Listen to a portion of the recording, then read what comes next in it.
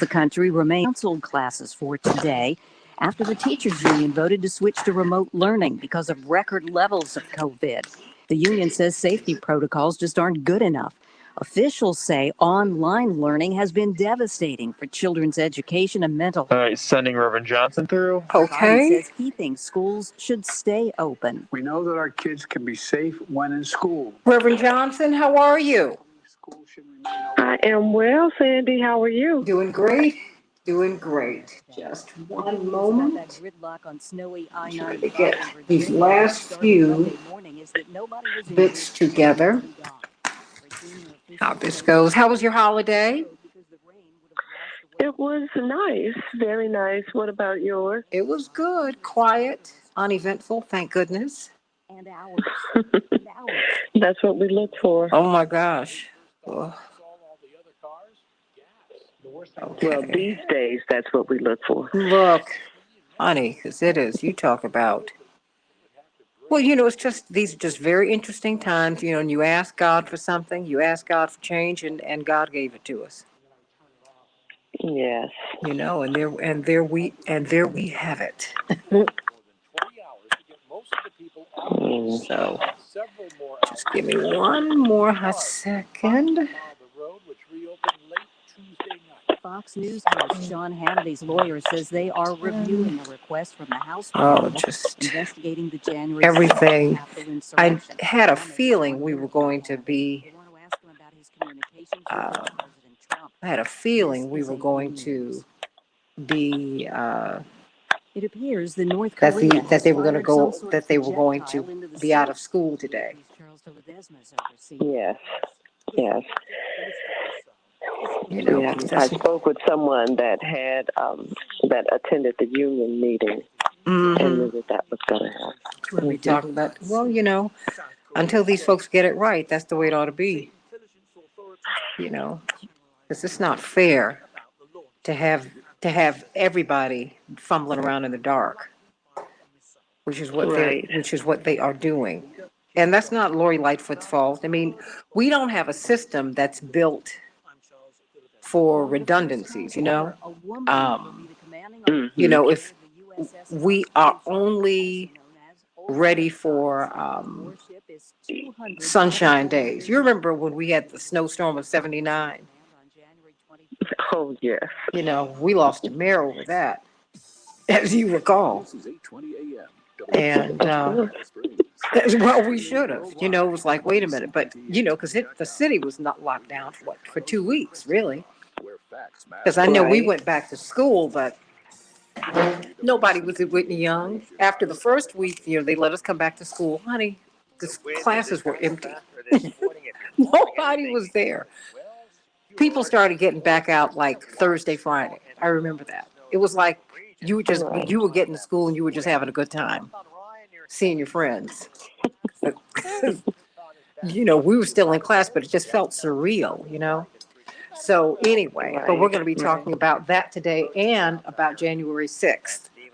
So I've got everybody up here. Hey, I missed you too, Michael Ann. I missed all of you. I really, really did. But I can tell you what, I woke up at 2:00 this morning because I have to get up early so I can try and catch the news and things like that. And I cannot tell you, let me tell you something. There's nothing like getting your rest. Okay? Because I got rest this time. And oh boy, it made a huge difference. Really? Oh boy. I mean, I woke up, like ready to, I'm always ready to go. But I was really energized. Really, really energized.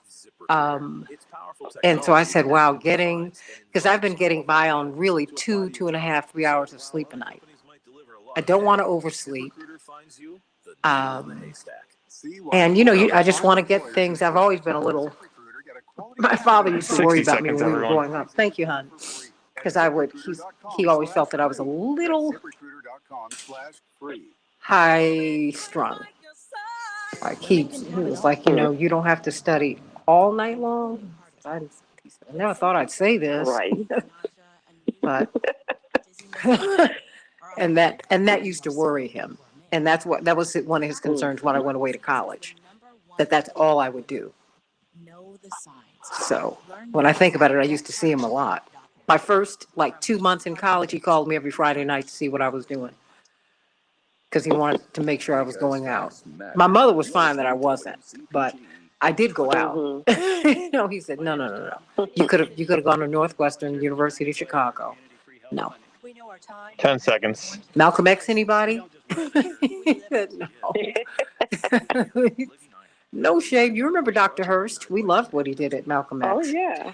We can change the world, change the world, change the world. We can change the world, we can change the world, change the world. This is the Santita Jackson Show. War and hate to a place of love, it's not too late. Gotta save the children, we can't wait. Let's change the world. Happy New Year, everybody. Welcome back to the Santita Jackson Show. I have a little bit of pep in my step. Got some rest while I was away. And I'm so glad to be with you. I missed all of you, Linda and Michael Ann and Raphael and Robert and Francis. And oh my goodness, so many of you. I'm so glad. Carol from the left coast and Barbara Bacon out there in the suburbs and Oak Park and Shirley from beautiful Philadelphia. Jean, everybody. Please like and subscribe. I want everyone this year, we're going to get things right.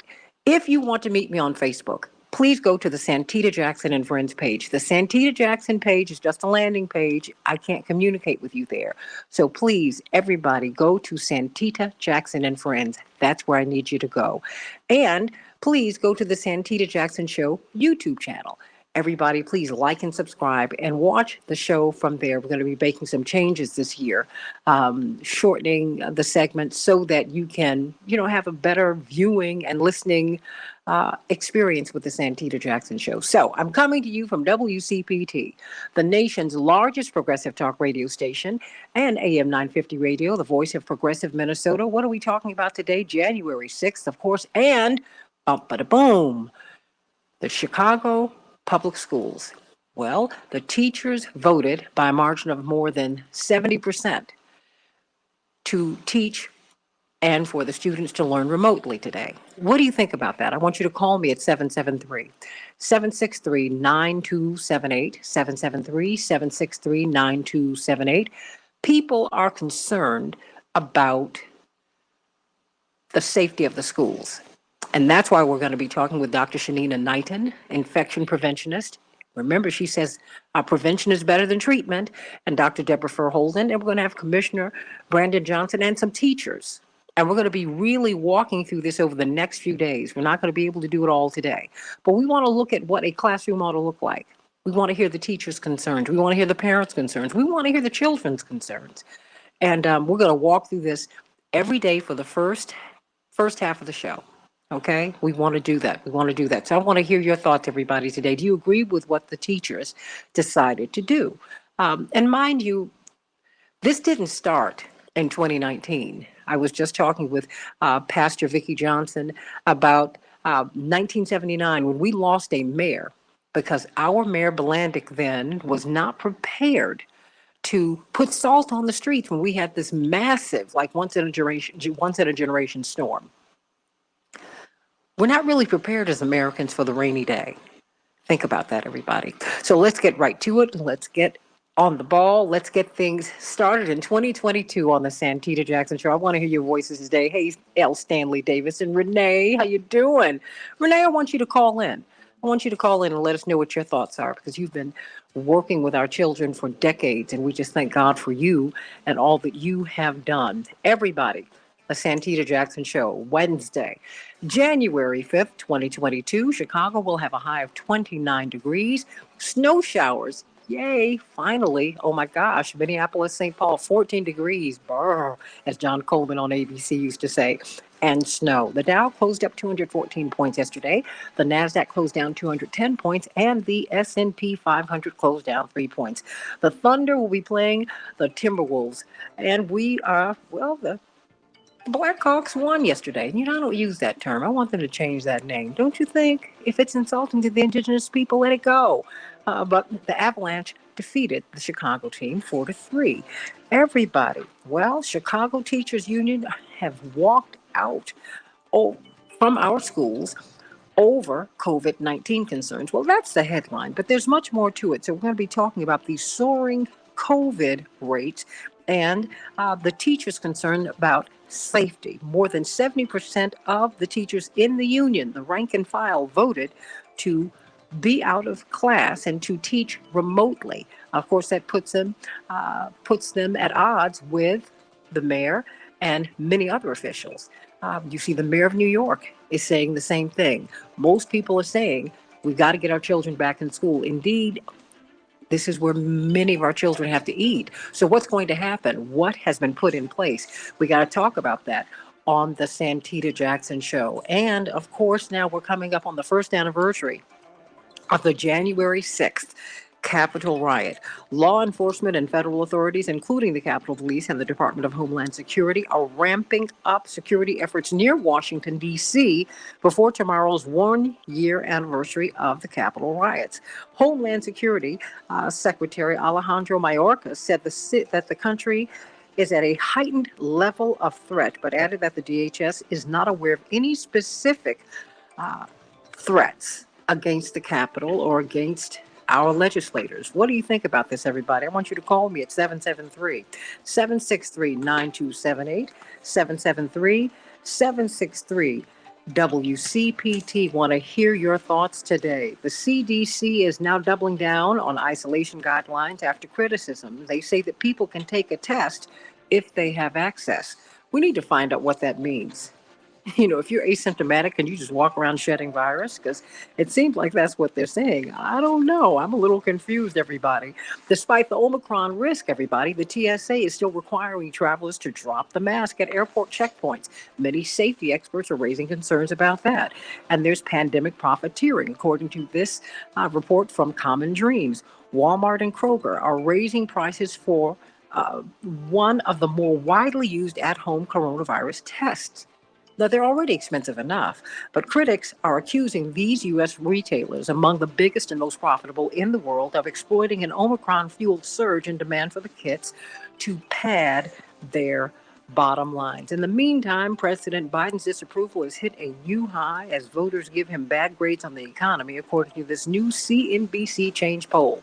Let's get to some good news. Pastor Vicki Johnson.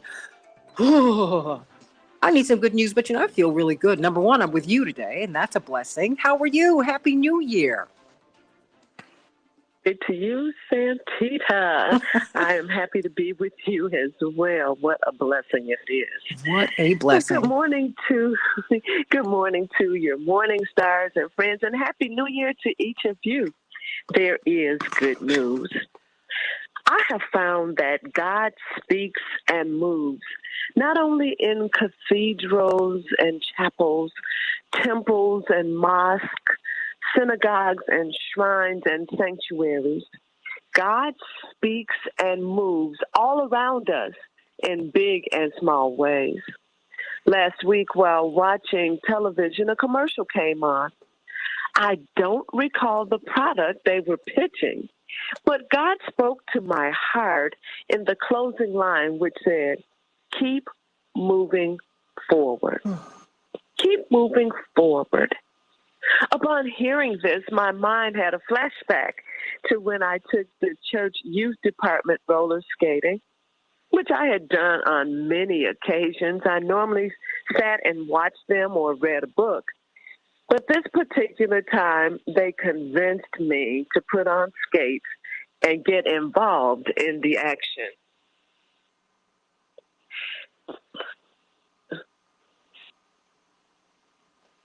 Did we lose you? I'll call her back. We'll see your connection. It seems that we have lost her. But you know what? There's something to be said for that. And I think that's part of the conflict that we're having, quite frankly, about whether we go back to school. Think about how many people are impacted. What will parents do today? How will they keep their children in line, particularly the younger children? How will they keep them safe? She's back. How will many of them get fed? And how do we keep things moving when things appear to keep stopping? But I was trying to pick up where you were. Okay. All right. We have to keep moving, right? Right. We've got to keep moving. That's right. Keep moving forward. They convinced me to put on skates. Oh, And listen, I had not had on skates since I was a teenager at the Hyde Park YMCA. And even then, I was never good. So here I am, skates on and scared out of my wits. The kids hollered out. They hollered out encouraging words as they whizzed by me. Come on, you can make it. Don't stop. Keep going. Well, 20 minutes later, I completed one lap around the rink and received a rousing ovation. I remember this occurring so vividly because I was in a situation that I was not comfortable with. I was doing something that I was not good at. But with the encouragement of the kids, I decided to keep moving forward.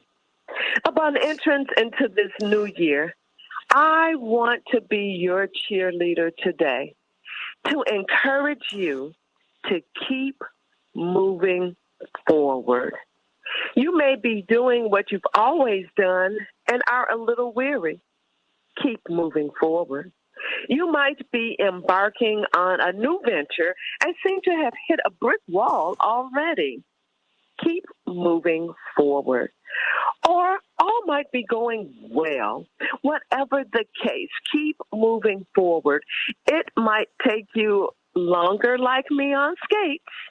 But if you keep moving forward, even with baby steps, you will reach your goal. Isaiah, the 40th chapter and the 29th verse says, God gives power to the faint, and to those who have no might, God increases strength.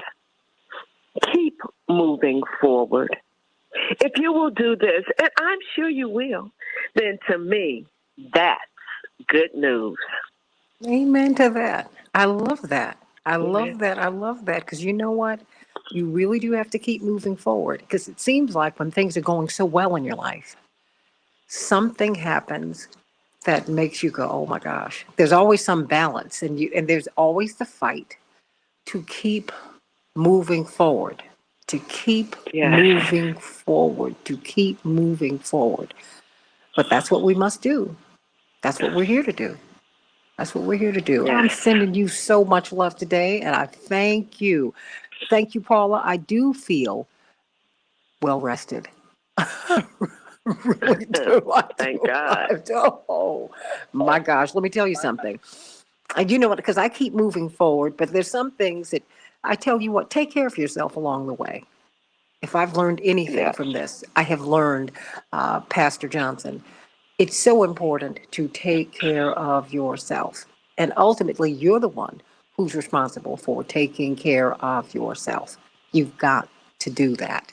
You must put the mask on your own face first. They tell you if you are holding a newborn baby in your arms on the plane, first put that mask on yourself because you've got to That's keep right. moving forward. We want you to survive, yes, even if the plane crashes. So, you Mm. know, let's just do this. And, just very quickly, as we bring up Doctors Deborah Holden and Dr. Shanina Knighton, and I should have just said their names because I said doctors plural, but okay. And of course, Commissioner Brandon Johnson. Well, I got my old teachers out there listening. That having been said, what do you make of these? What do you think is going to happen with the children today? Is there anything that churches are going to do or other industries are going to be able to do? Because our children, oftentimes because they're not going to be in class learning today, uh, many of them, this is where they are fed for the day. This is where they eat. Are we, because I don't think it's enough for us to look at the teachers union and the public schools. I think we've got to figure out what to do now, Pastor Johnson, about our children. They've got to eat. This is so true. And as you said, we are not prepared for rainy days. Only as things go as we prepared for them to be. And the sad part about it is that a lot of the churches have shut down too. St. Thomas is closed now due to the rising numbers. And so places where children have normally found respite, have found support and care, churches and organizations, they have had to close. We have had to close because it's just not safe to be open. And so we've got to put our heads together and figure out how to get our babies fed. They must eat. And it's our responsibility to do that. Well, and because I know in other countries, they deliver to you. They just being, because we're in an emergency. So Walmart, which makes all this money, and I'm not trying to dig into their pockets, but they benefit. They even train their workers to go on public assistance because they pay them so little. They ought to be boxing up food and just making sure that everybody gets some food. I'm just saying the things that can be done. At some point, my father says, if your needs, if your wants become your needs, then your needs will become your wants. You have to, he'll drop something on you. He just dropped that. I was getting out the car one day. He said, remember, baby, you got to be real careful. Needy is greedy. Don't do that. We were talking about something. I said, wow. And I had to stop back. I walked back to the car and gave him another kiss. I was in high school then. Oh, yeah. Because I said, thank you. I said, I'll never forget that. He said, well, Daddy doesn't want you to forget it. But remember that, first take care of your needs so that you don't become needy for them and greedy for them. And have a house full of things you don't need, but things that you were greedy for. So we have to think about that.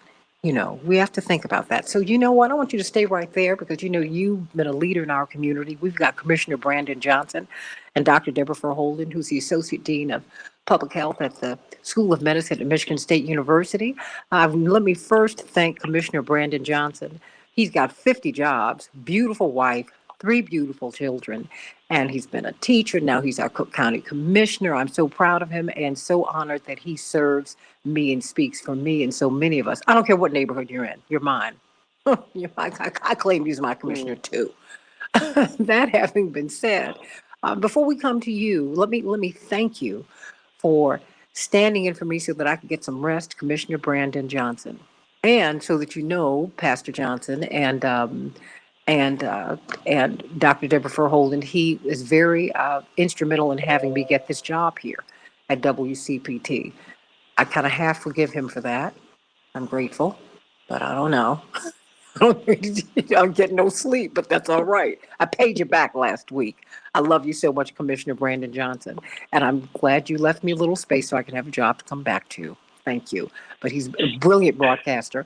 Of course, at 9 o'clock every Sunday morning after Keep Hope Alive, you can hear him here on WCPT. And I encourage you all over the country to listen to his show. He has a lot to say, and we're looking for great things from him for the future. Dr. Deborah Verholden, Happy New Year. Happy New Year. So wonderful hearing your voice today. Hey, good morning and Happy New Year. Happy New Year to everybody. I've been interacting with some of your folks online over this break, and it's been pretty cool. That is wonderful. Well, you know what? Before we get into what's happening in Chicago and quite frankly around the country, what about the CDC guidelines? Can you help clarify them for us? Because we're seeing that we've been told that we need to protect ourselves, have this extra layer of protection against COVID. So many people, more than 60% of Americans have gotten the shots. And we feel that we're vaccinated, as in inoculated from getting COVID. We see that's not true, that we won't spread the virus. We see that's not true. What it does do, magnificently, we're seeing, is mitigate hospitalizations. And that's so important. We've lost too many people to COVID-19. And I think we need to look around the world, Dr. Deborah Verholden, to find out how other people are doing a far better job than we are. But what's concerning is that we're now confused. We're told that if you have access to a test, You've tested positive, you've quarantined for 5 days, but you're feeling better. You can come out, but you just need to wear a mask. And if you can't find a test, that's okay. Just come on out. Come on, Dr. Deborah Holden. What are we supposed to do? Okay. I've seen some of the funniest memes and videos about the CDC over the last, I would say, week. It has really been a disaster. I mean, we have said this many, many times, follow the science. And then it's just really heartbreaking to me to watch scientists, the so-called scientists, or leaders in the health space, make recommendations that aren't based on science, but instead are, based on giving people a sense of false hope. And I've already told you my thing about hope. I love how Reverend says, keep hope alive. But I think that's for individuals to do. People get to create their own hope. But these people are trying to give it to people. But it's just confusing. And it doesn't make sense. And it doesn't follow the science. So yet again, here we are. And listen, I'm not a CDC basher at all. I have many colleagues, friends who work at the CDC. I know that there are plenty of smart people there. It's just unfortunate they've gotten entangled in the political mess. And I think a lot of the recommendations and the things that we hear coming out of the CDC now are based on politics and not based on just the pure science. And so, unfortunately, that's what I say to people. I don't think those recommendations are sound. Many of us have been trying in the background on social media, because they've been putting all this stuff out also on Twitter and other places, and this Absolutely. is where we can interact with some of these recommendations and the people that are putting them out. Well, you know what? Let me say this before we go to break. I think that I want everyone to be clear that as you speak as an epidemiologist, one of the most esteemed epidemiologists in the world, came out of Johns Hopkins, you are there and you're at the Michigan State University. Let me not get that wrong. Let's get that wrong. Oh, don't get that one messed up. My goodness. Oh, Michigan State University School of Medicine, building their School of Public Health. Within the CDC, you have these kinds of debates, like you have debates inside of any organization. So, when you hear the director of the CDC, who Dr. Walensky, eminently qualified, brilliant woman, very qualified, when she says one thing and the CDC as a body comes back and counteracts her, as they have done in the afternoon, this is the debate that we're having. But is this about science or is this about compliance? We need to talk about that, because now that is what we're seeing play out, Commissioner Johnson, with the Chicago Public Schools.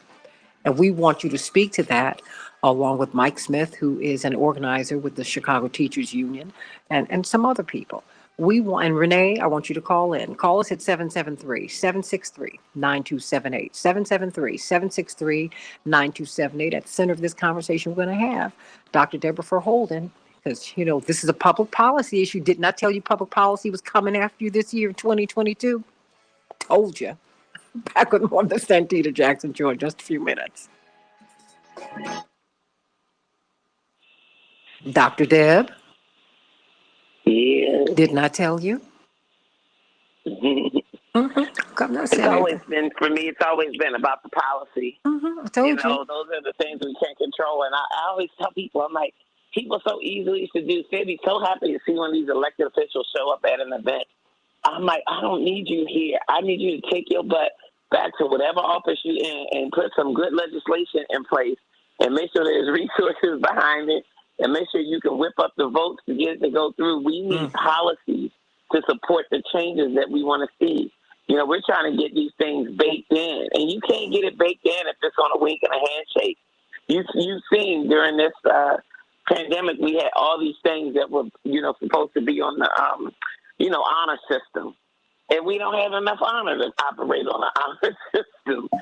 We need laws and policies, and then those laws and policies need good enforcement behind them, and they need to be resourced.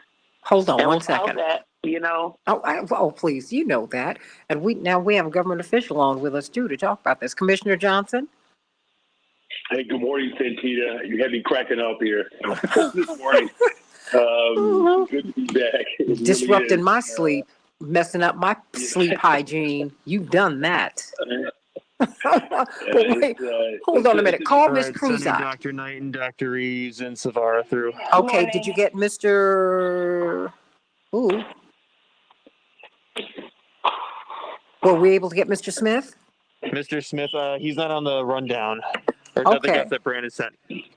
Okay, that's the number. But yes, Okay. call him. Thank I'll you. call him. Get Mr. Reeves. I'm here. Good morning, Okay, everyone. Savara. Happy New Year. Good morning. Good morning. Savara. Yes, ma'am. Good Hey, morning. How good- are you? Doing great. And okay, so we've got a nice full group of people today. Okay. All right, all right, all right. And were we able to, well, let me know when we get Dr. Knighton up. But you know what, if we just for now hear what everybody is saying, that's a whole lot. Would you like to speak to that, Commissioner Johnson, what the vote was about last night? I sure can. I'll do that. You want me to do that after the break or do Please it now? do. Yes. That'll give us a good baseline. And then we can go from there. Okay. All right. Very good. All righty. I'm going to tell you all, getting some sleep has changed my life. Mine too. I feel like a different person. I really do. Oh my gosh. I feel like a different All right, person. sending Mike Smith through. Everyone is here and everyone is up and ready. Do you have Dr. Knighton? Yeah, so she's here. So Okay, she very should good. be. Okay, so I'm going to get brief comments from everybody, but I want to introduce you all to Dr. Shanita 60 Knighton, seconds. infection preventionist, who was brought to us by Dr. Deborah Holden. And because I want to give her the lion's share of the time so she can speak to what the classrooms ought to look like. Well, we'll let the conversation go where it goes. Twyla down there in Alabama, sending you much love. The fair state of Alabama. Where are you in Alabama, Twyla? And tell all your friends in Alabama about the show. We want home of the Spartans. I hear you, Paula. My sister's a Spartan. She got her PhD up there. Yes. We love Michigan State. We love it. Okay, here we go. And Happy New Year, everybody. Happy New Year. New Year. All right. L. Stanley Davis. 10 seconds. Okay. Thank you, Devin, and Happy New Year to you, Devin. We can change the world, change the world, change the world. Oh, yes, we can. We can change the world, we can change the world, change the world. This is the Santita Jackson Show. War and hate to a place of love, it's not too late. Gotta save the children, we can't wait. Let's change the world. Hey, everybody. Happy New Year. Wednesday, January 5th, 2022. I'm Santita Jackson, coming to you from WCPT, the nation's largest progressive talk radio station at AM 950 Radio, the voice of progressive Minnesota. Call us at 773-763-9278, 773-763-9278. And I want you to meet me on the Santita Jackson and Friends page, the Santita Jackson and Friends page. The Santita Jackson page is just a landing page. If you want to interact with me and with the show, I need you to go to Santita Jackson and Friends. So please be a part of my family there. And of course, I'm on Twitter at Santita J. I am on Instagram, Santita Jackson IG. Everybody, please meet me over there and let's continue to grow together. Let's talk about the Chicago Public Schools. By more than 70%, the Chicago Teachers Union voted to enact remote learning. They have concerns about safety. Dr. Deborah Holden, of course, Associate Dean of Public Health at Michigan State University School of Medicine. We've been talking about this. These are policy issues as we bring on Commissioner Brandon Johnson. Well, let me bring on Commissioner Brandon Johnson, who, of course, can be heard on this station on WCPT 820 every Sunday morning at 9 a.m. Central Standard Time. Hope you will join him there, of course, after you hear Keep Hope Alive with Reverend Jesse Jackson. There you go. Go to iHeart for that. Commissioner Johnson, what happened last night? Yeah, good morning, Santita. Thank you to the guests. This surge certainly has, certainly exacerbated the level of anxiety, not just here in Chicago, but throughout Cook County and the state of Illinois. Hospitalization has exploded.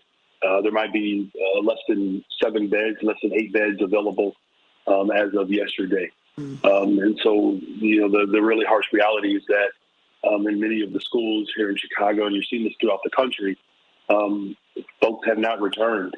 And not simply because of a job action, but the fact that they tested positive and they're battling COVID. We've gotten reports out throughout the city of Chicago where 40, 50 staff are out in one building. Half of classrooms are missing. And so what was happening, principals, I have friends of mine who run schools at the local level, they're combining classes, forcing children, of course, in cafeterias and auditoriums just to combine classrooms to get the teachers out. Just absolutely chaotic. What we saw was over the winter break, one of the, I guess, greatest debacles that we've seen throughout this pandemic.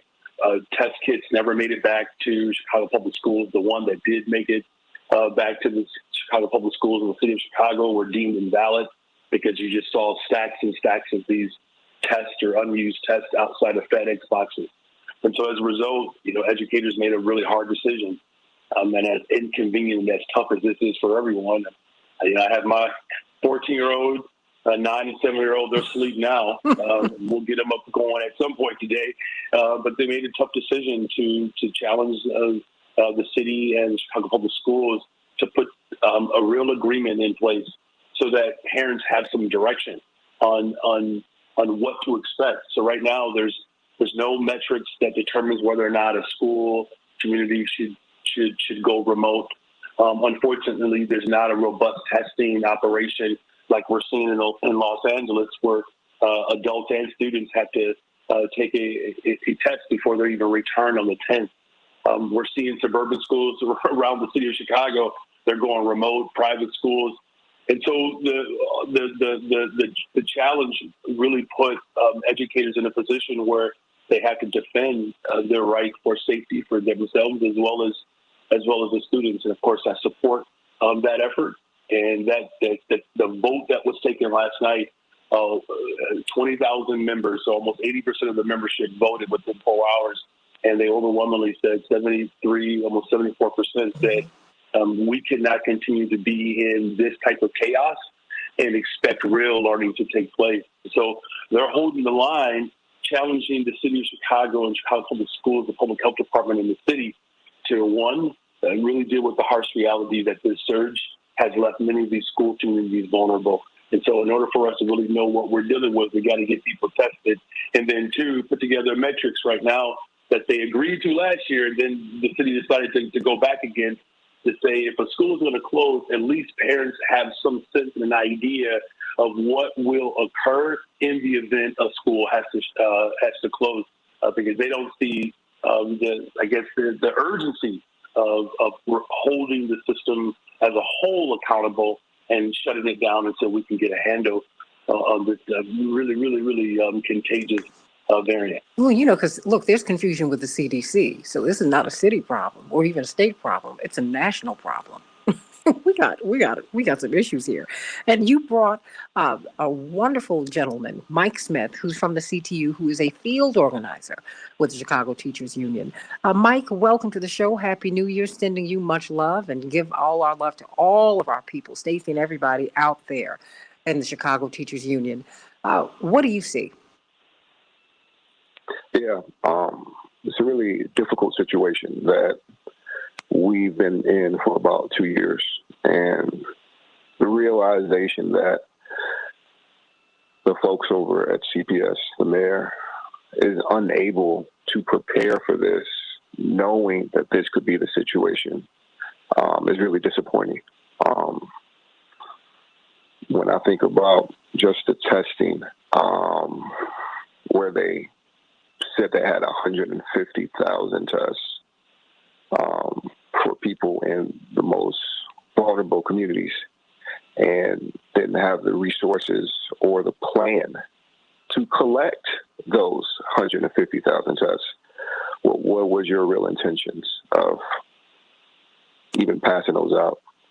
And then when we think about it, only about 30,000 to 40,000 tests were actually passed out, and they couldn't even handle that. Some real basic things are being asked. Testing before we come into the building so that we are aware of who has COVID. It's not complicated. Mm-hmm. Other places are doing it. We've had more than enough time to prepare for this to help keep students safe. Right now, as things stand, our buildings aren't safe because we can't control or even know what's coming into our buildings. And families deserve better.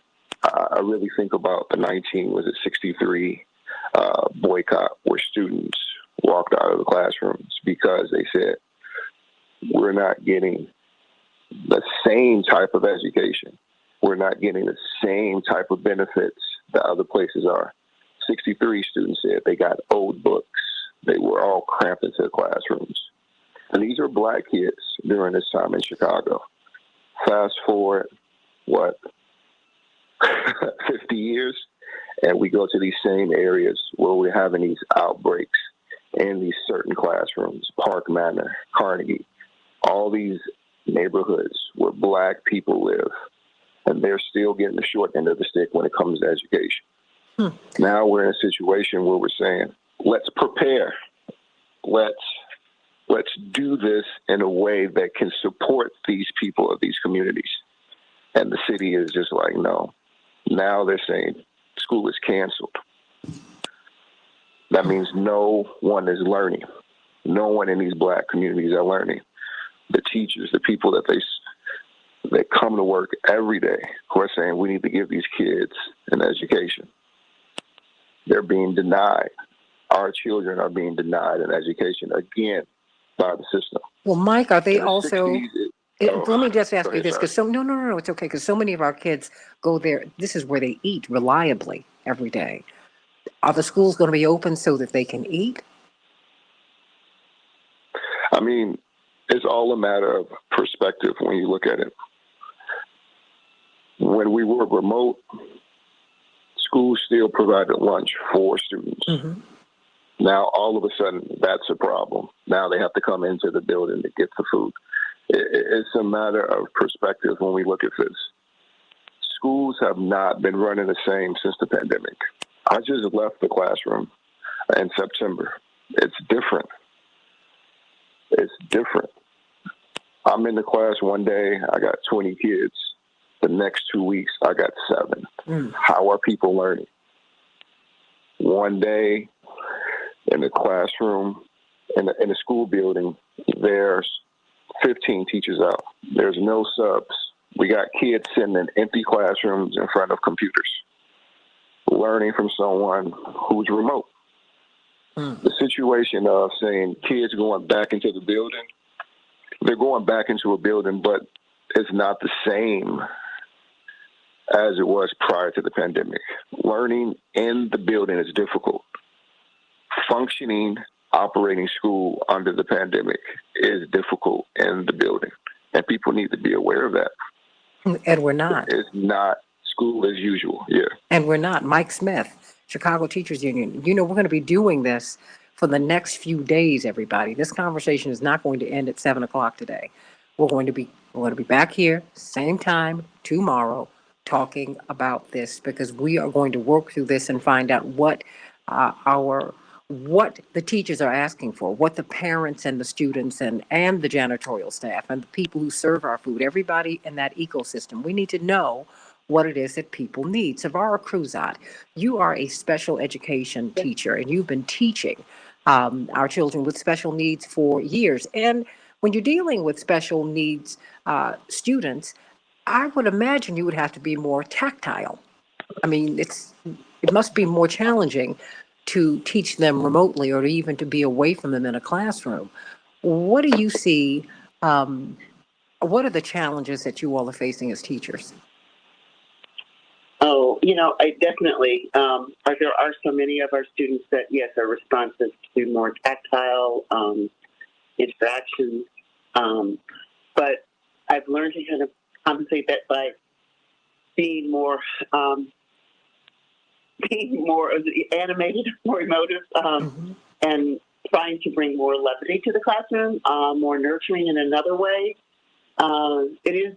I'm amazed at how, for the students that I'm working with, and that most of my team have worked with, they're actually have been very responsive and engaged despite the challenges that we're all faced with. I think that the concern that I still have is there's some of the students who still are not getting what they need and not getting into the classroom, or are struggling with parents who don't really understand how to really maybe navigate resources to apply appropriate preventive measures. Those are the primary concerns I think that we have. Our school is, I'm at a charter school, so we're prepared in a different way, I think. Our students have access to individual laptops. They have been given, they're constantly, the team is constantly reaching out to the staff to, make connections to getting internet and so forth. But there is still the angst about, what I think teachers need to be clear about what, how we can be preventive, what measures we can put in place. How do we communicate those steps that students need to take, like washing their hands, with the importance of cleaning out your nostrils, those kinds of those little things. So yeah, I think those right now are my immediate concerns. Getting them in consistently, getting the kids to be consistent in school, and I think that's just a general concern. But it kind of exacerbated itself with this issue of COVID. Absolutely. We've got Dr. Marnie Reeves before we go over to you, Dr. Knighton. Of course, Dr. Marnie Reeves is one of the most esteemed educators in the country. We're so excited to have her. She teaches in the New York City Public Schools and in the City University of New York system. So she's a professor at the university, and she is also a teacher in the school system. But she is also a United Federation Teachers chapter leader in New York City. And we see your new mayor, Eric Adams, we're pulling for Eric Adams to really make it, who's saying that, look, we have got to have the kids in school. But one of your concerns, before we go to you, Dr. Knighton, has been that we're not prepared to receive these kids. What do you make of this? What do you make of what's happening in Chicago as opposed to what's happening in New York? Good morning, everyone. Thank you for having me, Santita. I think we have some of the similar concerns. We started out our new year the same way we ended it, concerned with testing. We requested across the board 2 weeks before Christmas that our schools close and go remote so that we can address this surging these surging COVID cases that we saw over the last month in our schools. New York City went from testing almost everyone in the schools as they needed it to only testing 10% of the unvaccinated and stepped away from testing teachers. And then the union pushed back and said, well, if you're going to test just the unvaccinated kids and we still have kids coming into the building, what happens to everyone else who's vaccinated? Because we let the then mayor, Bill de Blasio, know it's not just the unvaccinated who's bringing COVID into our schools. So he came back and he said, well, okay, we'll do 10% of the teachers. But what we saw in the last month is that there was such a high rise in COVID cases coming in that several schools took it upon themselves to close. We had schools where over 50% of the staff literally tested positive for COVID, and they did those tests on their own. Coming back in, Eric Adams said, yes, I want schools to be open, but what we asked him for was to give us a week to ensure that everyone get tested so that we could, know what the staff was going to look like coming in, what our student body was going to look like coming in. And I can tell you from Friday night all the way to this morning, and I'm still getting emails, I've had staff members literally saying, I tested positive, what am I supposed to be doing now? No, hold that thought. And they're following the CDC guidelines. Well, hold on, Dr. Knighton, you got about 6 or 7 minutes. Now, you've heard what they've had to say. You're an infection preventionist. You tell us on Instagram, drnina.preventionist, drnina.preventionist, everybody. And her website is Prevention Saves Lives. Testing only the unvaccinated, testing 10% of people. I mean, and now you see what's happening in the third largest public school system in the country. Dr. Knighton, what should we be doing? So that's a complicated question, Santita, in only 6 or 7 minutes. Well, we're gonna be back at it tomorrow. Don't be fooled. The reason I brought this panel together today was because you need to hear from Commissioner Johnson, because Commissioner Johnson has been a teacher, he's been a leader in the union, and now he is a countywide commissioner. This is one of the largest governments on earth. We've got Mike Smith, who's on the ground organizing for the Chicago Teachers Union. You've got Dr. Reeves, who teaches at the university level, and she teaches in the public schools, and she is a union leader. And you've got Savara Cruzat, who teaches our special needs children. She's in charter schools, but this is just a global issue. And so we're going to be taking this apart every single day. I don't know if it's going to be 6, 7, 8 days. I'm going to go with it. But we need to know what a classroom ought to look like, what a school ought to look like, what gym ought to look like, what gym class ought to look like. We need to know. So these last 6 minutes belong to you. So first and foremost, I think it starts with the education of staff and students. So everyone will know. I have 3 children, and they're all, 2 of them are school age, and 1 of them is high school. And they have been safe during the pandemic, but I know that it starts as a parent at home. Meaning, for example, and I understand that some parents may not be able to do this, or not all kids have these resources. But we forget about the basics of even teaching or educating kids about the appropriateness and proper hand hygiene. They don't understand the importance of mask wearing as they should. Meaning that I remember, as a kid, somebody would say, go wash your hands, and you're running them up under the water for 10 seconds, and that's it. Or if you're cleaning your hands, they're not as dry as they should be before you're now proceeding on to your next activity. If it were my recommendation, that would be the first thing that would happen, would be emphasis sent home to parents or caregivers about the importance of hand hygiene and mask wearing, and understanding that just in itself as a assignment going in is something that should be taught to children. The other piece of it is when we're talking about the classroom, it takes a collective effort. And so there are cleaning materials, such as hypochlorous acid solution, that our bodies produce that can be used to clean off desks in classrooms. And you can actually incorporate the kids cleaning off their desks before sitting there. We already know that even right now, kids are going to talk constantly over their desks. Even if you have masks on, droplets still have the capability to travel onto surfaces or from the mouth. The other piece of it is I understand teachers are already stressed because it's like now they have to play mask police also while trying to maintain the classroom. And we know that there are kids that like to chew on the mask. There are kids that, like to wear them beneath the nose. And so then having to have those on hand.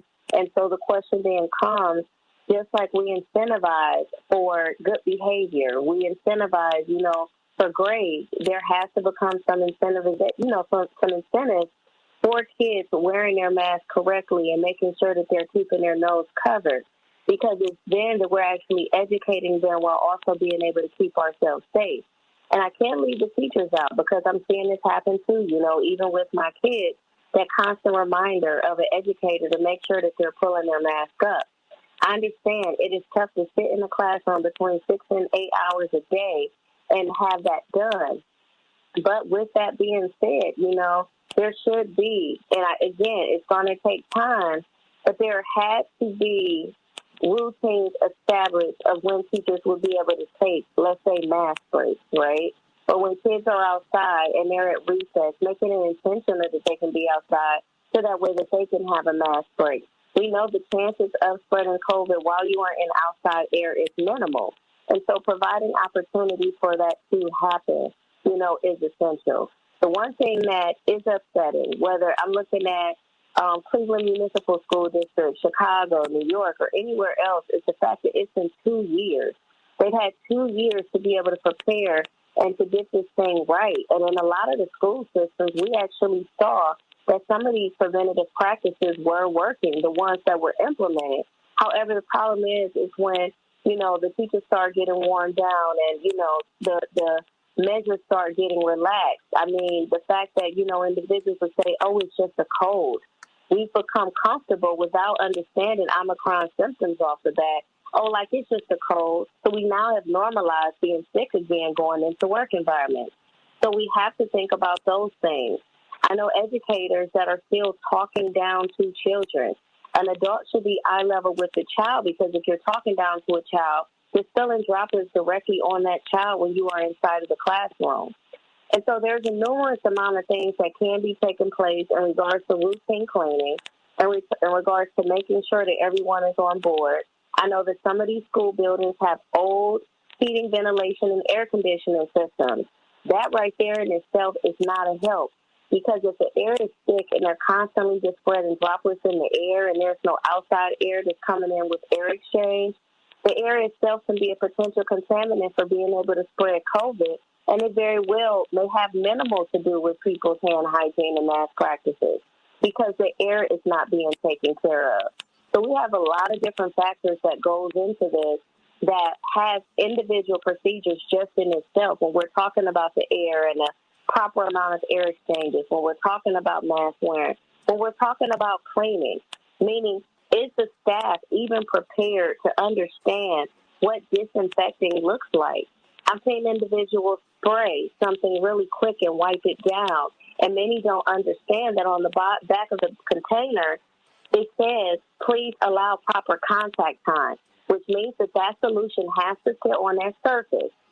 If it says 20 seconds, it has to sit 20 seconds before you wipe it up. If it says a minute, you have to let it sit a minute. Otherwise, you're just wiping up stuff, but you may not be wiping up the full germs and not getting the most out of that actual product. The other thing is if a teacher is taking, let's say, a rag, or the facilities management is taking a rag and they're going around and they're using that same rag and they're wiping every single desk off. Is that spreading germs, or is that actually eliminating the germs? And so there's a lot of these practices that are happening that we don't even realize we're doing more that is spreading the actual potential contaminant of the virus, of potential bacteria, fungus, because, again, COVID is not the only thing. And so these are practices that we have to learn to incorporate into our daily lives, so we're not looking at school shutdowns again, or we're not looking at, a situation of where we have some kids present and some kids not. Because right now the situation that we're in is that we do have children that are being left behind because they're not in the school environment. We do have children whose parents still have to work, so those kids are left at home to self-monitor themselves when it comes down to educating them, as well as be able to feed themselves. And I'm even seeing kid programs in regards to food, but how is that kid going to get there? Yeah. The parent is exposed. So we have a lot of things, that are going on that are, I would say, multi-layer in regards to what the parent is doing, what the child is doing, understanding those risk factors, and the schools themselves having better surveillance programs when it comes to illness. If you actually start to see that this person is ill on Monday, this person is ill on Friday, someone else is ill on Tuesday, does that present a pattern that then looks like an outbreak? Well, so I encourage you to think about surveillance. Well, you know what, everybody? We're going to be talking about this tomorrow. We will be back tomorrow on the Santita Jackson Show talking about this, talking about January 6th coming up on the Santita Jackson Show.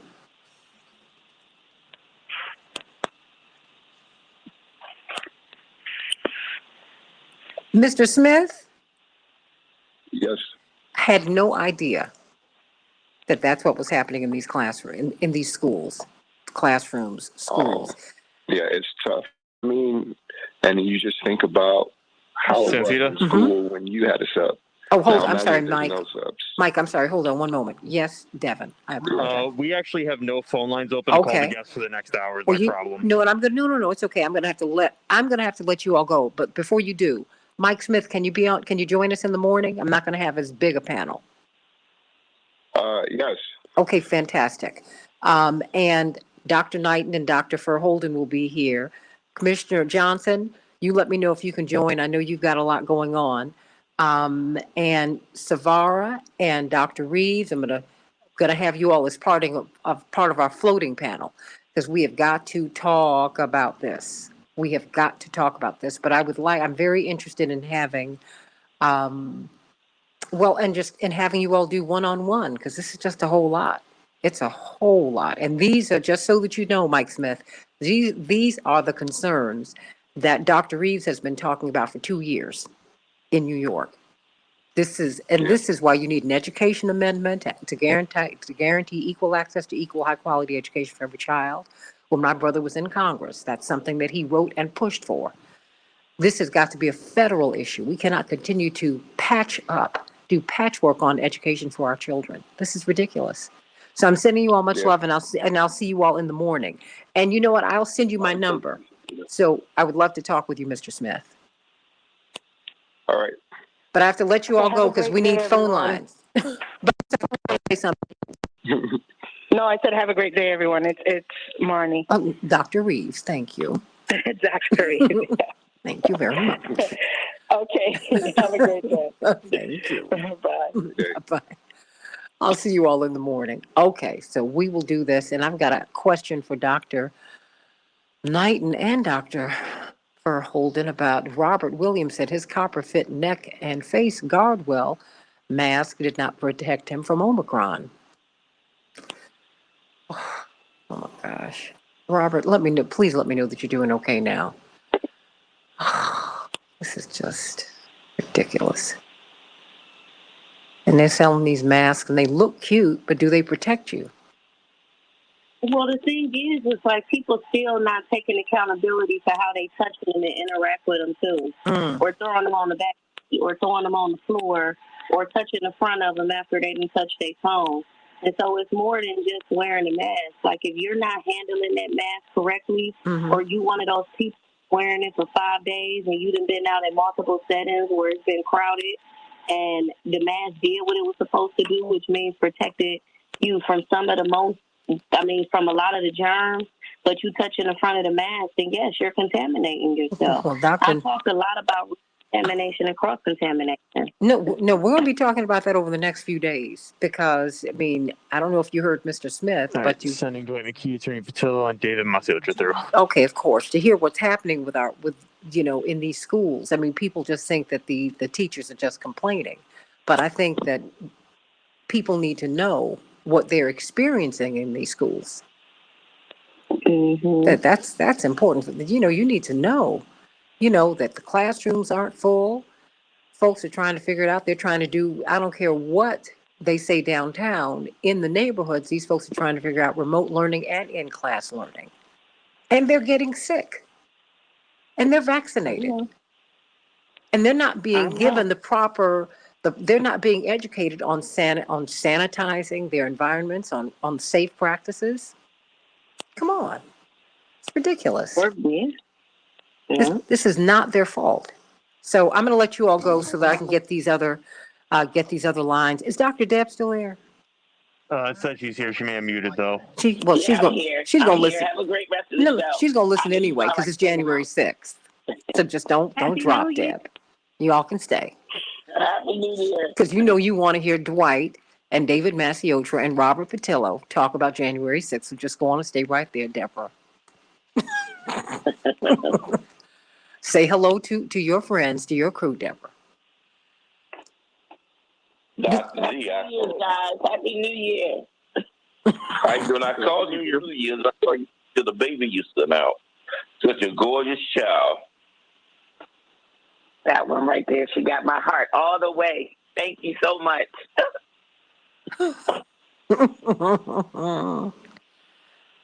Okay, so, well, we got this conversation started about the school, so I'm very happy about that. And Robert Patillo and David 60 seconds. Masiotra, Happy New Year. Good morning. Happy New Year to you also. Hope that you had a wonderful holiday. I did. I hope you were great also. Oh, yeah, I actually got some sleep. Ooh. Ooh, David That is indeed a Masiotra. luxury. Oh, look, let me tell you something. I am not going to get by on these 2-3 hours I've been getting by on. I'm not going to do that to myself anymore. Ooh. Oh, boy. So stand by. Robert, I'm glad to know you're doing well. Shanina, are you still there? She dropped. Okay. Well, Dr. Deb, we need to talk 10 about seconds. all of these masks that they're advertising on TV and which safety. I'm not advertising for a mask. I'm just saying I think that we need to Can do change something. the world, change the world, change the world. We can change the world, we can change the world, change the world. This is the Santita Jackson Show. War and hate to a place of love, it's not too late. Gotta save the children, we can't wait. Let's change the world. Hey, everybody. Welcome to the Santita Jackson Show. Happy New Year. I'm so glad to be back with you. It's Wednesday, January 5th, 2022. I'm Santita Jackson. This is the Santita Jackson Show. I'm coming to you from WCPT, the nation's largest progressive talk radio station, and AM 950 radio, the voice of progressive Minnesota. I want you to call me at 773-763-9278. 773-763-9278. You can also text me at that number. And if you want to reach out to me on Facebook, please do that. Everybody's watching the show from there, the Santita Jackson and Friends page, everybody. If you want to be my friend on Facebook, go to Santita Jackson and Friends. That's the correct page. Not Santita Jackson. That's a landing page. They're going to kick you off, and I don't want that to happen to you. Go to Santita Jackson and Friends and like me over there. And please like and subscribe the Santita Jackson Show on YouTube. The Santita Jackson Show on YouTube, and I am on Instagram, Santita Jackson IG, and at Santita J on Twitter. At Santita J on Twitter. So everybody, please meet me over there. Let's talk about January 6th. We're coming up on the first anniversary tomorrow. What happened? 34% of Americans feel that violence against the government is justified. So what do you think about that, everybody? 1 in 10 of those involved, at least those are some reports, 1 in 10 of those involved in the Capitol riot were linked to the military. Now you've got some of the top generals who've written an op-ed piece in the Washington Post saying, hey, we are looking at a repeat, an even more violent repeat of 2020 and 2024. Something to think about. I saw a very interesting piece on Channel 11 last night on PBS on Point of View, or was it Frontline? It was one of the two. And they were talking about all of these little insurrections that led to the big one, and how, at least I extrapolated this from the report, how many of these insurrectionists have been driven underground. And they're coming at this insurrection from a whole lot of different directions, everybody. So we need to talk about that today on the Santita Jackson Show. So let's get a few of these headlines out the way and get right to it with this magnificent panel that we have. Chicago will have a high of 29 degrees, snow showers. Minneapolis, St. Paul, a high of 14 degrees. And we will have snow. The Dow closed up 214 points yesterday. The NASDAQ closed down 210 points. And the S&P 500 closed down 3 points. The Thunder will be playing the Timberwolves tonight. The NBA, the Bulls have the night off. And in the NHL, the Avalanche were triumphant over Chicago, 4-2-3. Everybody, law enforcement and federal authorities, including Capitol Police and the Department of Homeland Security, are ramping up security efforts near Washington, D.C. in advance of the first anniversary of the Capitol riots just 1 year ago tomorrow, everybody.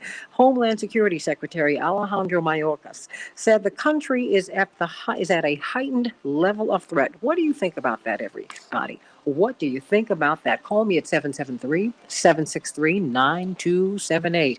Chicago Teachers Union, by a vote of more than almost 74%, have said we are going to close down the schools until we can get our safety concerns met. They voted on this last night, and now we have got hundreds of thousands of kids who are home today, but they are home. Are they safe? Are they safe in the schools? We've been talking with Commissioner Brandon Johnson, whose show is at 9 o'clock here every Sunday morning.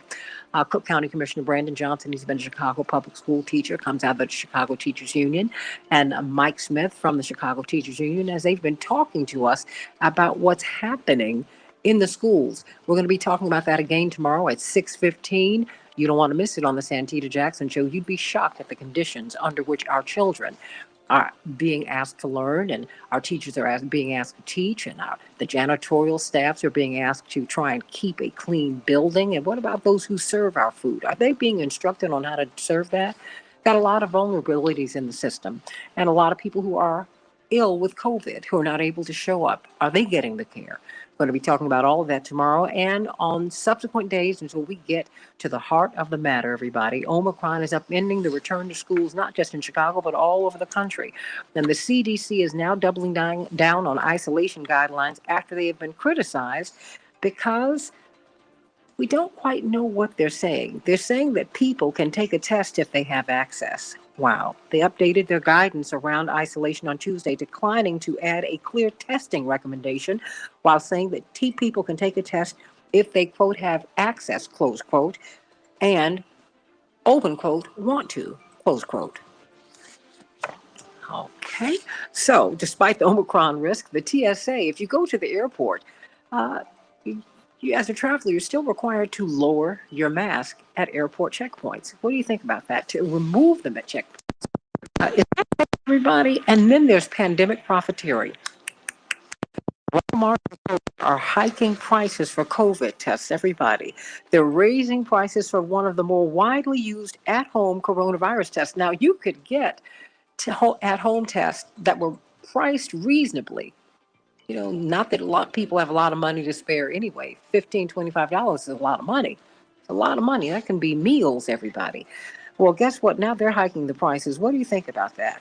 Are they exploiting an Omicron-fueled surge in demand for kits? Well, that is what many, many critics are saying. And President Biden's disapproval rate is hitting an all-time high as voters are giving him bad grades on the economy, according to CNBC, which leads us to here where we are today. It's January 5th. Tomorrow is January 6th. It's 1 year tomorrow since the Capitol riot, that really frightening insurrection that we saw over a series of hours. And of course, we are applauding the efforts of Jamie Raskin, who led the impeachment, Congressman Jamie Raskin out of Maryland, who led the impeachment of President Trump. Just about that. And of course, Congressman Benny Thompson out of Mississippi, leading this subcommittee on what happened, just investigating January 6th. Do you think it's important that we know what happened January 6th? I want you to call me at 773-763-9278, 773-763-WCPT. You can text me at that number too, but 34% of Americans say that violence against the government is sometimes justified. And what are these generals saying? They are saying they said it last year, a clear 2 years in advance. They said, watch out. We are not done with this insurrection, everybody. Millions of people, more than 20 million people, they're saying, feel that they feel that the use of force to restore President Trump to the White House is justified. That's another story. There's a lot going on, everybody. And now you have simulations and information sharing in the Biden administration so that they can prevent another insurrection. Will they be able to do it? Will they be able to do it? What drove this insurrection? I want you to call me at 773-763-9278, 773-763-WCPT. Joining us today, David Masiocha, brilliant writer and And social critic, really, I just think he's just a very constructive, brilliant thinker, and the author of his latest book, which is I Am Somebody, Why Jesse Jackson Matters. But if you want to read about John Mellencamp and Barack Obama, and so many of our great figures, and all that they do to help change our world, this is your guy. And of course, we've got attorney Robert Patillo, host of his own show on WAOK, the iconic radio station in Atlanta, every Sunday from 1 to 4 Eastern Standard Time. You don't want to miss it. He's also the Southeastern Regional Director of Rainbow Push, brilliant civil rights lawyer, and one of the founders of Operation Push. And of course, he's active also with the National Action Network today, brilliant social scientist, our own Dr. D, Dwight McKee. Before I go to this wonderful panel, let me go to Dynamo Dave out of Minneapolis. Dynamo Dave, I love it. Happy New Year. Happy New Year to you and your listeners. May all your New Year's resolutions come to pass. Oh, you're such a sweetie. Well, thank you. Thank you. Thank you for taking my call. Thank you for letting me talk to your very intelligent listeners and panel. I wanted to say a couple things about 1-6. Mm-hmm. One thing, when a corporate Democrat ran in 2016, a certain opposing party, just kept bringing up Benghazi. That was their leading talking point, if you remember one of them. And, but yet we had 140 Washington police, Capitol Police, I should say, Capitol Police officers reported to an ER emergency room for injuries. What did that mean? They had contusions and things like that. That's despicable. Mm-hmm. Another thing is, they let all those people just walk away. If you remember that footage where they just walked away, and well, I'm pigmentally challenged here, but You're not challenged. You're just white, Dave. There's nothing wrong with that. God made you. You're all good. Come on now. I gotta go to Florida to get color. That's all. It's all. You all good. God made you, and I that's what I accept. You go on with that. Thank you. But anyway, I'm just joking about that. Okay. But anyway. But I did want to tell you this. Okay, I believe I read in August that this was August, maybe it's even a bigger number now, 4 Capitol Police officers have committed suicide since that time. And the people in charge of those officers do believe it's related to what happened to them during that attack, as well as other people died during that attack. The other thing is, there was a gallows erected, in front of the Capitol. I was there for like 24 hours. Now, if this was Sweden or France or England or Germany, there's no way galleys would have been sitting up in front of the Capitol and then people shouting, "Hang my pants." They would have taken that, they would have put gasoline or something on, lit it on fire so it was gone, so it couldn't be used. But I don't know, it's just weird that stood there for so long, and during that whole uprising, that insurrection, and we got to call spade with a spade. It was an insurrection. They were trying to topple American democracy. Because Trump said, he admired all these dictators, the guy from North Korea, Putin, anybody, or the guy from Saudi Arabia, that family or whatever. He admired anybody who had authority, absolute authority over the citizens of those countries.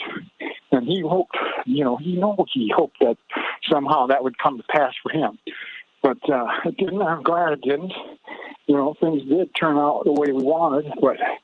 But now without, and the liberals are always accused, the progressives are not back in the blue. Well, I certainly am black and blue whenever it comes to people, who are violating law.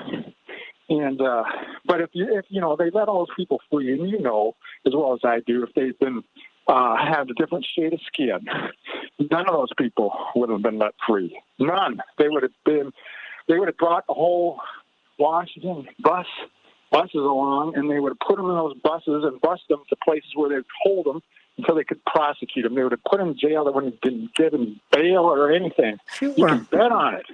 Because we have, we got different set of rules for different people of different colors. But you know what? Man, I wish it wasn't that way. Well, but you know what, Dynamo Dave, what is interesting about that, and I want to thank you so much for calling today, because you giving us brilliant insights, because we need to talk about this.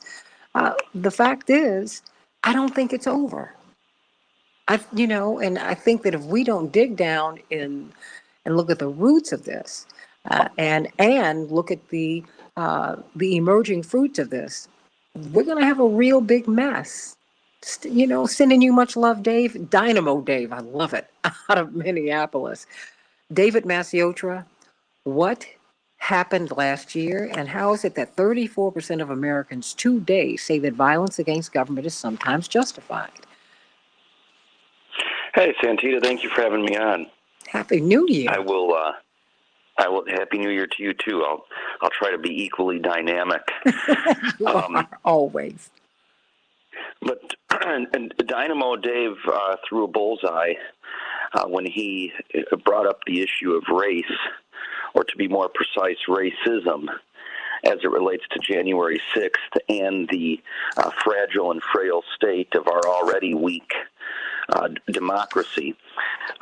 From the years of 2008 to 2015, there was a massive increase in domestic terrorism, 401 domestic terrorism incidents, according to the FBI, over 80% of which were committed by white supremacist and right-wing extremists.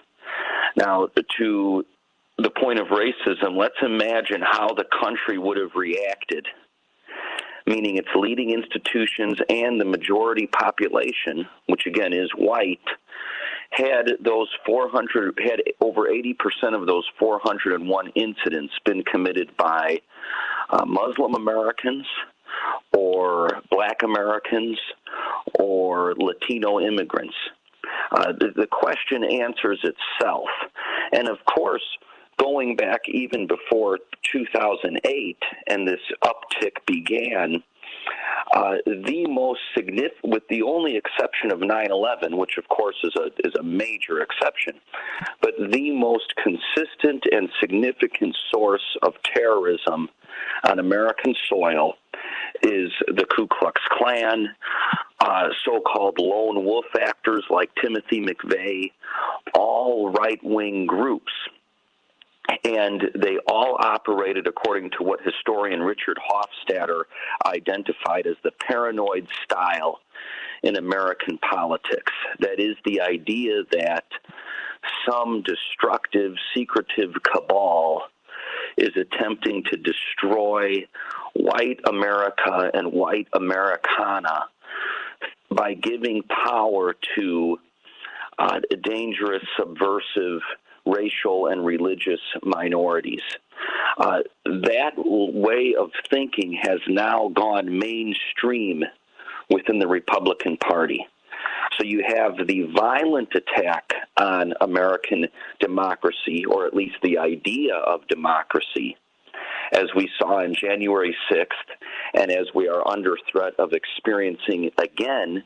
And we also have the mechanical attack on the idea of American democracy in the form of brazenly partisan gerrymandering and brazenly partisan and racist voter suppression laws that are being adopted by Republican governments state after state after state.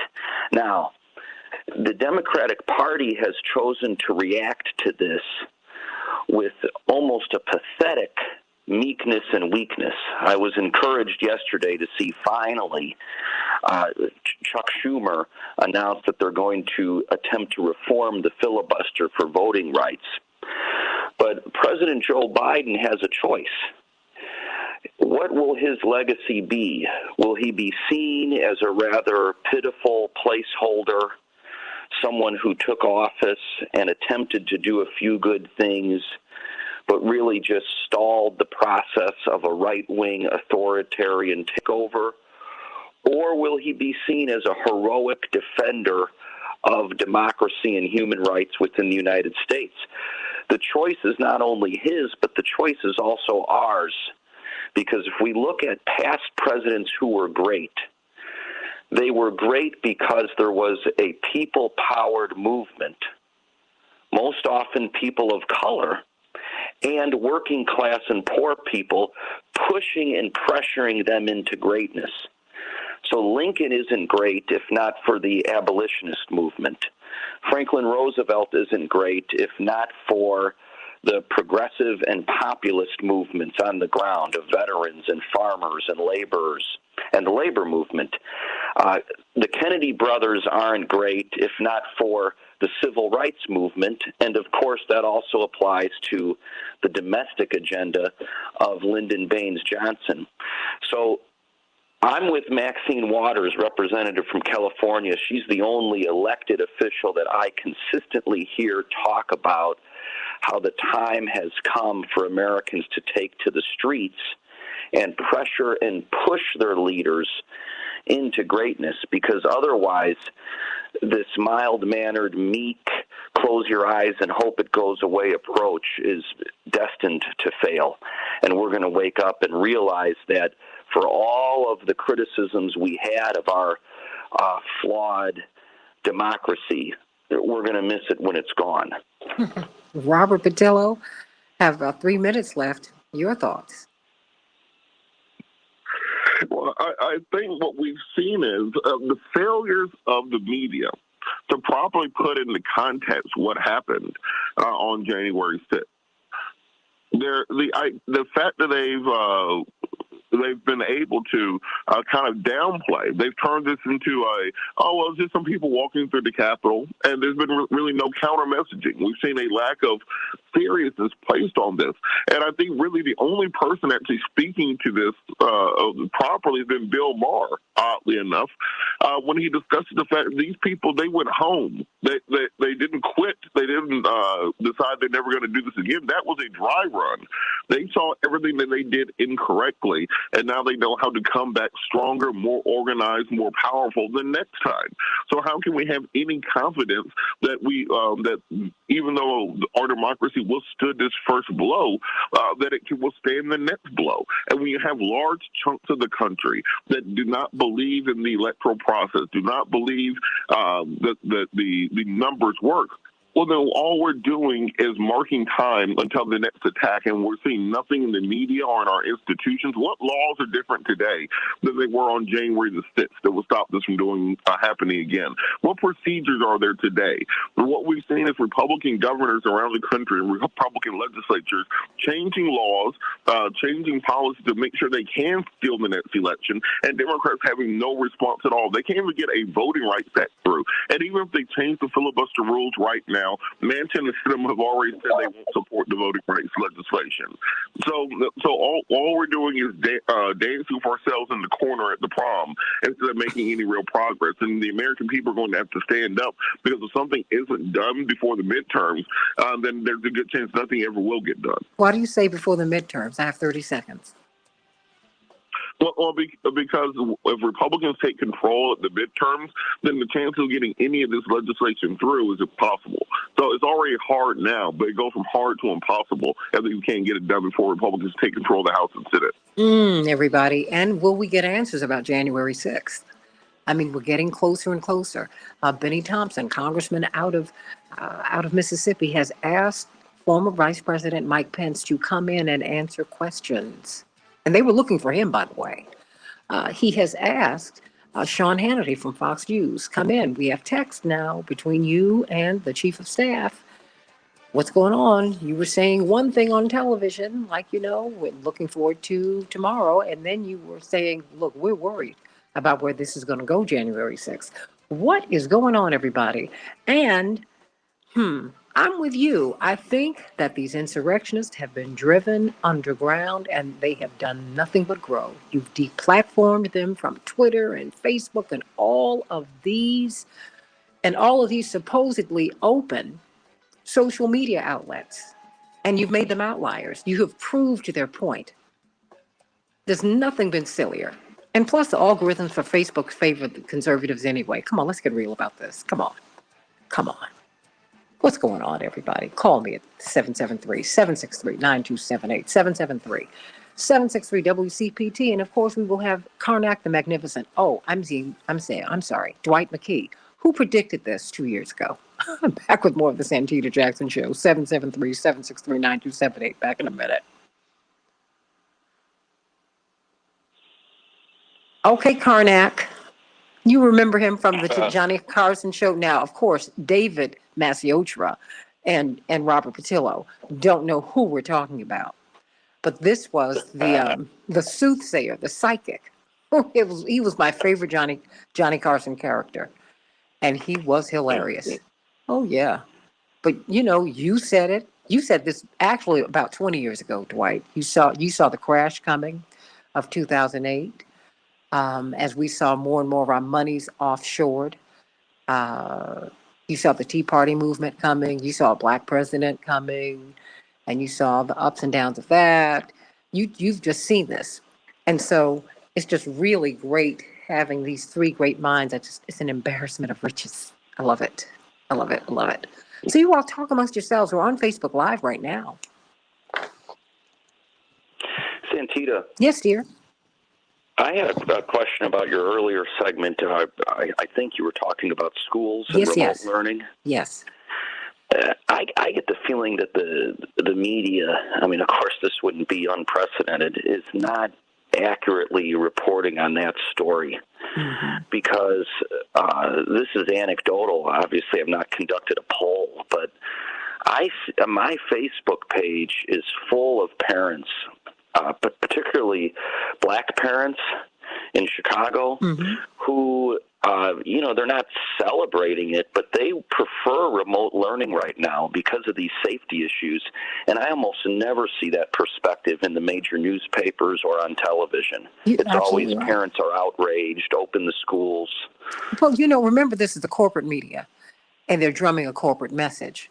And the corporations mm-hmm. want us back in the schools. Listen to the CDC. They're telling you, well, first of all, everybody, I see these anchors going off about the unvaccinated every day. I'm like, it's the vaccinated who are walking around asymptomatic who's spreading. Stop it. Right. Just stop.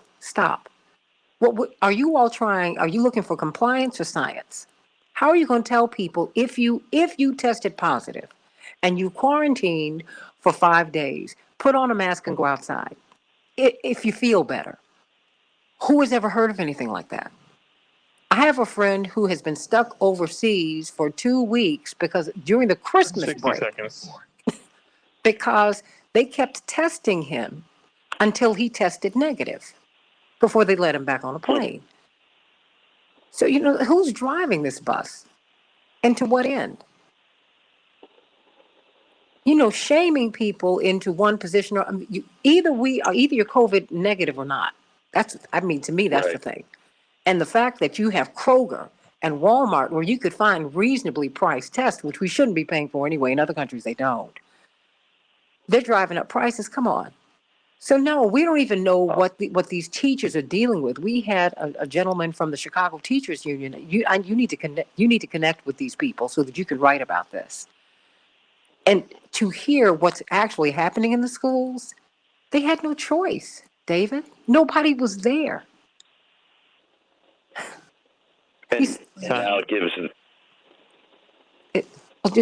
those who'll take advantage of it another opportunity to vilify the teachers union. Absolutely. Change the world, change the world. We can change the world, we can change the world, change the world. This is the Santita Jackson Show. War and hate to a place of love, it's not too late. Gotta save the children, we can't wait. Let's change the world. Everybody, welcome back to the Santita Jackson Show. Happy New Year, everybody. Coming to you from WCPT, the nation's largest progressive talk radio station, and AM 950 Radio, the voice of progressive Minnesota. Tomorrow morning, we will be delving more deeply into what's happening in our classrooms, what's happening in our schools. What should gym class look like? What should the classroom look like?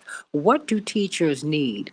Whether they are teaching remotely or whether the kids are in the class, what do they need? How can we create a safe environment? We're going to have Dr. Shanina Knight, an infection preventionist. Remember, prevention is better than treatment.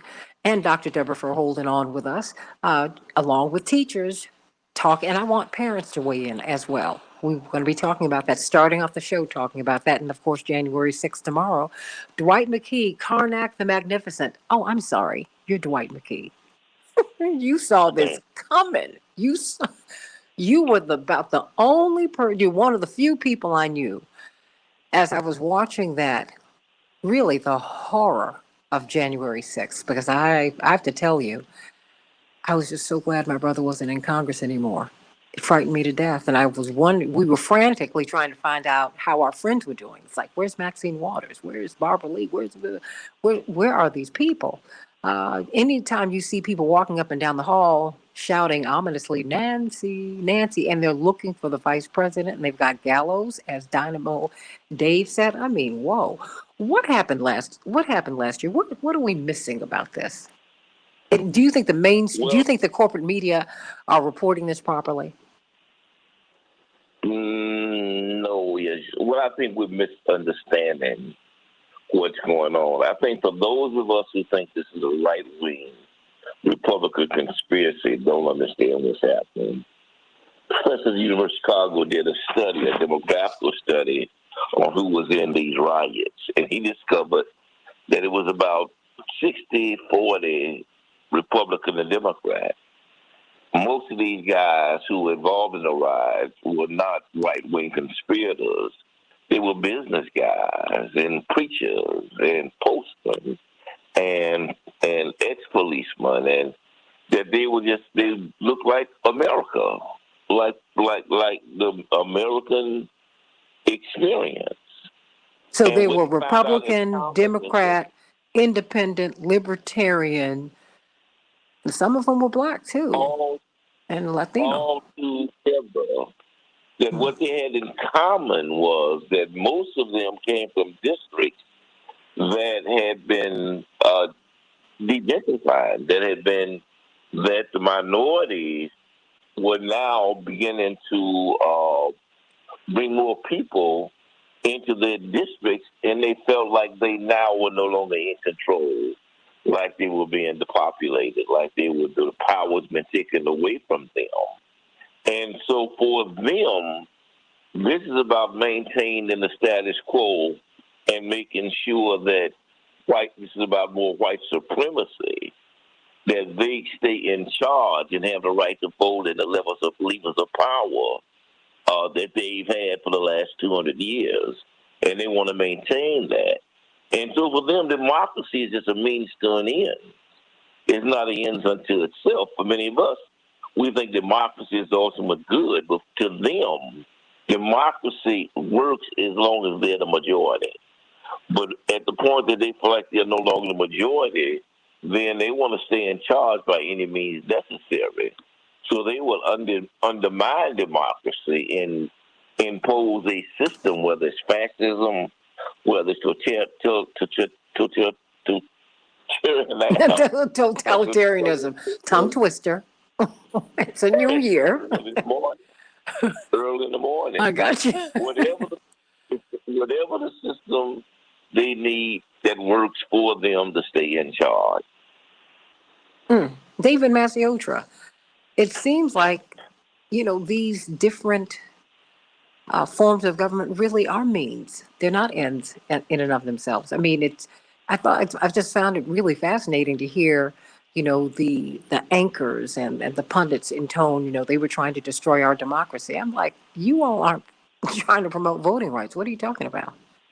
This is crazy. And then as you're watching, as you've noted, this rightward shift, state by state, the gerrymandering, Democrats and progressive politicians are about to be really, gerrymandered out of office. David. Yeah, and we're likely to have a system that political scientists refer to as electoral authoritarianism or competitive authoritarianism, meaning that we will still ostensibly and nominally have elections. But in most of the parts of this country, the fix is in, and it's going to be impossible for Democrats to gain power, especially on the national level. Now, in regards to the research that Dwight was just referencing, that's Robert Pape. He's from the University of Chicago, and he didn't find that, I was just looking it over to confirm, he didn't find that the party loyalty of the individual insurrectionists split 60-40, but the counties from which they came split 60-40. And Dwight's correct that he doesn't assert that this is a Republican Party conspiracy. It is a grassroots movement. Only 10% of the insurrectionists that he studied have membership in organizations like the Oath Keepers, the Three Percenters, and these dangerous militia groups. 90% were lone wolf actors who were radicalized on social media. But they all do share a belief in what analysts used to call the Great Replacement Theory. And it used to be somewhat of a fringe belief in this country. And now it's gone mainstream, and that is the theory and fear that powerful people are trying to replace white America with an America under rule of diabolical, racial minorities. And what's very frightening about this is no amount of evidence can deter these people. Just like no amount of evidence can deter them that Joe Biden won the election fairly. And these are not benign beliefs. These are beliefs that call for a violent, radical, aggressive response. And we've played a game with this for decades in which the media allowed dangerous voices to go unchecked in our politics, dangerous voices to go unchecked in our media, all the while creating this white form of identity politics that is vicious and virulent. And democracy doesn't mean anything to the holders of those politics. We have to remember, for most of this country's history, non-white citizens didn't live under a democracy. They lived under authoritarian fiefdoms in which they could not vote, they could not get bank loans, even if they were qualified. They couldn't run for office with any hope for winning. They didn't receive, and often still don't receive, of course, any kind of treatment from the police that protects their civil rights. So we've only had something resembling democracy for the past few decades, and it looks like we're, teetering over the edge of losing it. Call me at 773-763-9278, 773-763-9278. I was watching American Insurrection last night on Frontline, and it was striking to me how there were several takeaways for me. Number one, the insurrectionists have been driven underground. They're still here, and their movement has grown. And it was much more politically, should I say, ideologically varied. I mean, many of them are ideologically agnostic. They feel that the American dream is not working for them, and they are mad about it, period. Robert Patillo. I mean, just mad. And they're going to do something about it, and they feel justified in approaching this in a violent way. A violent overthrow of government does not bother them, and many of them have ties to the military, Robert. Well, a big part of it is all that stuff that they teach us in school about America that we as black folks instinctively know is a bunch of BS. They actually believe it. They believe all that Boston Tea Party, give me liberty or give me death, utopian version of white America, the grand old party, how great things were back in the Leave It to Beaver days, before you had to worry about all these social justice warriors and feminists and all this stuff. Let's get back to mom and apple pie and baseball. That's what they really care about. And so for me, I think we have to understand that when people buy into the delusion That's when you're in a scary place. When people actually believe the propaganda, when people actually believe the malarkey, I think most of us know that that's not the America that exists. So for the rest of us in this melting pot, this multi-ethnic, pluralistic society that we live in, we have to put the proper guardrails in place. I think Congress should have done a lot more by now, particularly directly after the riots took place, to pass the type of laws needed to ensure that these people not be getting these 6-month and 90-day sentences for raiding the Capitol. But that the next time it happens, these folks will be put away for significant periods of time, because you have to deter them legally from acting in this way. Otherwise, there's nothing to stop this from happening every single election in every municipality and every state around the country. Imagine a mini January 6th every time the Conservative Party loses in the state taking place.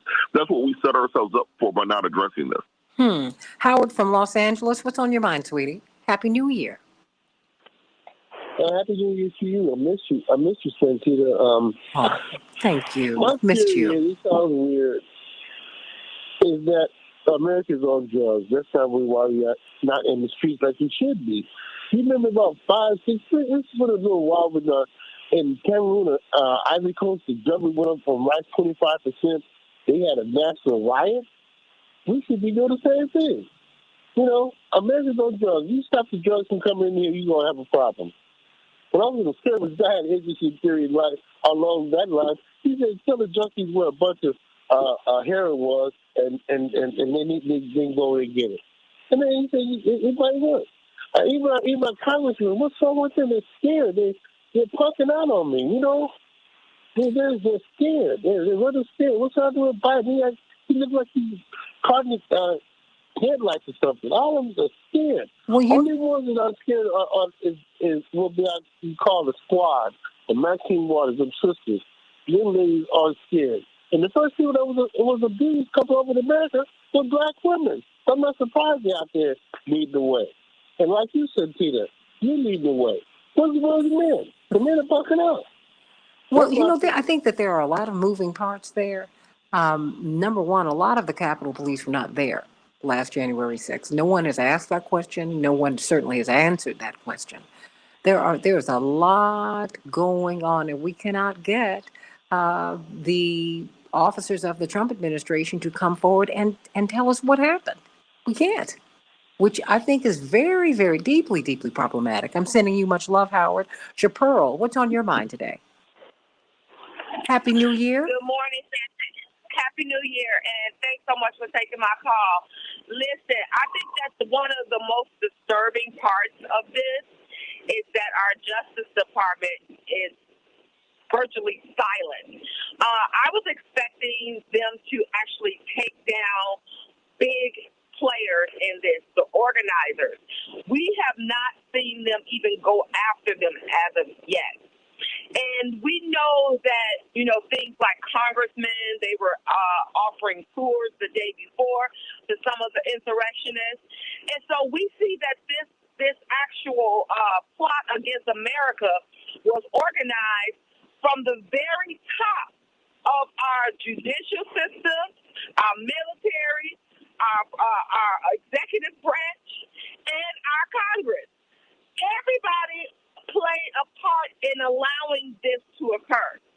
And so right now we have Merrick Garland, who is basically soft as baby crap. I'll say crap. And he ain't said a word about any of this.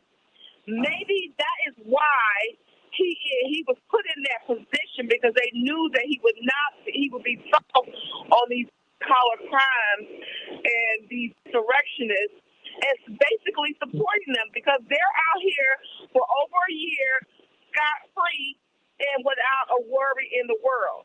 When you have Black Lives Matter people who have been arrested, who have been killed, who have been terrorized by these right-wing terrorists, and nothing is being done. So I want to hear what the panel has to say about the lack of urgency from the Justice Department against this. David Masiotra?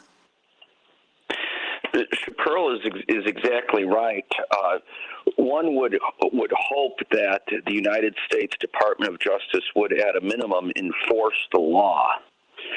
And there was just a report in Politico yesterday about how they are hesitant to use domestic terrorism laws against the insurrectionists. Merrick Garland has said that he's advised against lengthy prison terms because he fears that would radicalize the supporters of the insurrectionists. They are treating these terrorists with a leniency that we would never see and have never seen when the suspects are either of the black race or the Islamic faith. So there is a racist, white privilege double standard at work that's threatening the future of the entire country. And I would also ask, where is Biden's leadership? At a minimum, we know that Trump, to quote Liz Cheney, was in derelict of duty on January 6th. That's at a minimum because he watched it on television and didn't lift a finger to stop the violence, including when he knew his own vice president might be murdered. Could you imagine what Trump would have done as president if we learned that during a terrorist strike on the United States Capitol, Barack Obama, as president, just sat and watched on TV? We would hear of it every day. He and the Republican Party would inundate the American people and the American press with condemnation in the most forceful terms imaginable of Obama and the Democratic Party. And yet Biden is silent on the issue. Tomorrow night, he should give an Oval Office primetime address on the threat to American democracy. But I've read of no plans of that. He's barely even visible. So we have an entire apparatus of leadership failing us and failing the country and demonstrating a softness and leniency toward terrorism and criminality. Dwight, your thoughts? Hello? Yeah, your thoughts?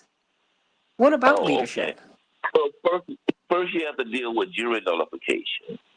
The Justice Department knows that for most of these people, they wouldn't be able to convict them because the jury pool will be sympathetic to most of them. All you need is one or two people on the jury who are sympathetic to avoid any prosecution.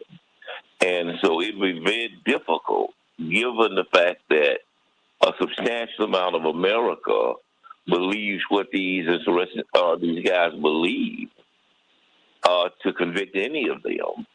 You really you be wasting your time and your money because most of them will be benefactors of jury nullification, beneficiaries of jury nullification. Secondly, you're dealing with, and I tried to tell you all this 2 years ago, is there's a fear factor there because you're dealing with people with guns who've been raised on, as Robert kind of said, alluded to, who've been raised on the Boston Tea Party. And they believe that they are the protectors of democracy. And they have a God-given right to protect their position because they believe that this land is their land and God gave it to them. And so there are people with guns who will use them. And unlike a lot of Black Lives Matter or the Civil Rights Movement that operate with a nonviolent ethos, these people believe that the reason they fight so hard for the right to bear arms is because they believe they have a moral obligation to protect their positions from the government. And they don't want to really spark that because you really are looking at a civil war.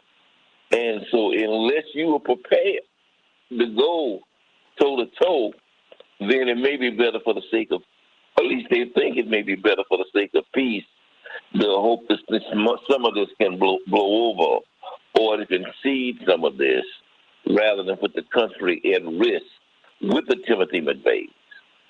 Robert Patillo, your thoughts? Well, I think Dwight is putting this in the proper perspective. Because when we're having these mass media discussions about this, they aren't talking about just how dangerous these folks are. You think that they lose another election, they're just going to go back to Twitter? You think these people have been stockpiling? And we've talked about this for the last several years, actually. You still can't. There's still ammo shortages nationwide. All those bullets that evaporate, they ain't disappear. Those are in somebody's bunker right now. Weapon shortages nationwide. They actually have to build new factories, build a new Remington factory right here in Georgia. Glock is expanding because they can't make guns fast enough in this country for the rate that people are buying them. Those things didn't just evaporate into thin air. So these folks are not simply sitting at home right now as people on the progressive side of the aisle, hoping and wishing that Joe Manchin would change his mind. They are preparing.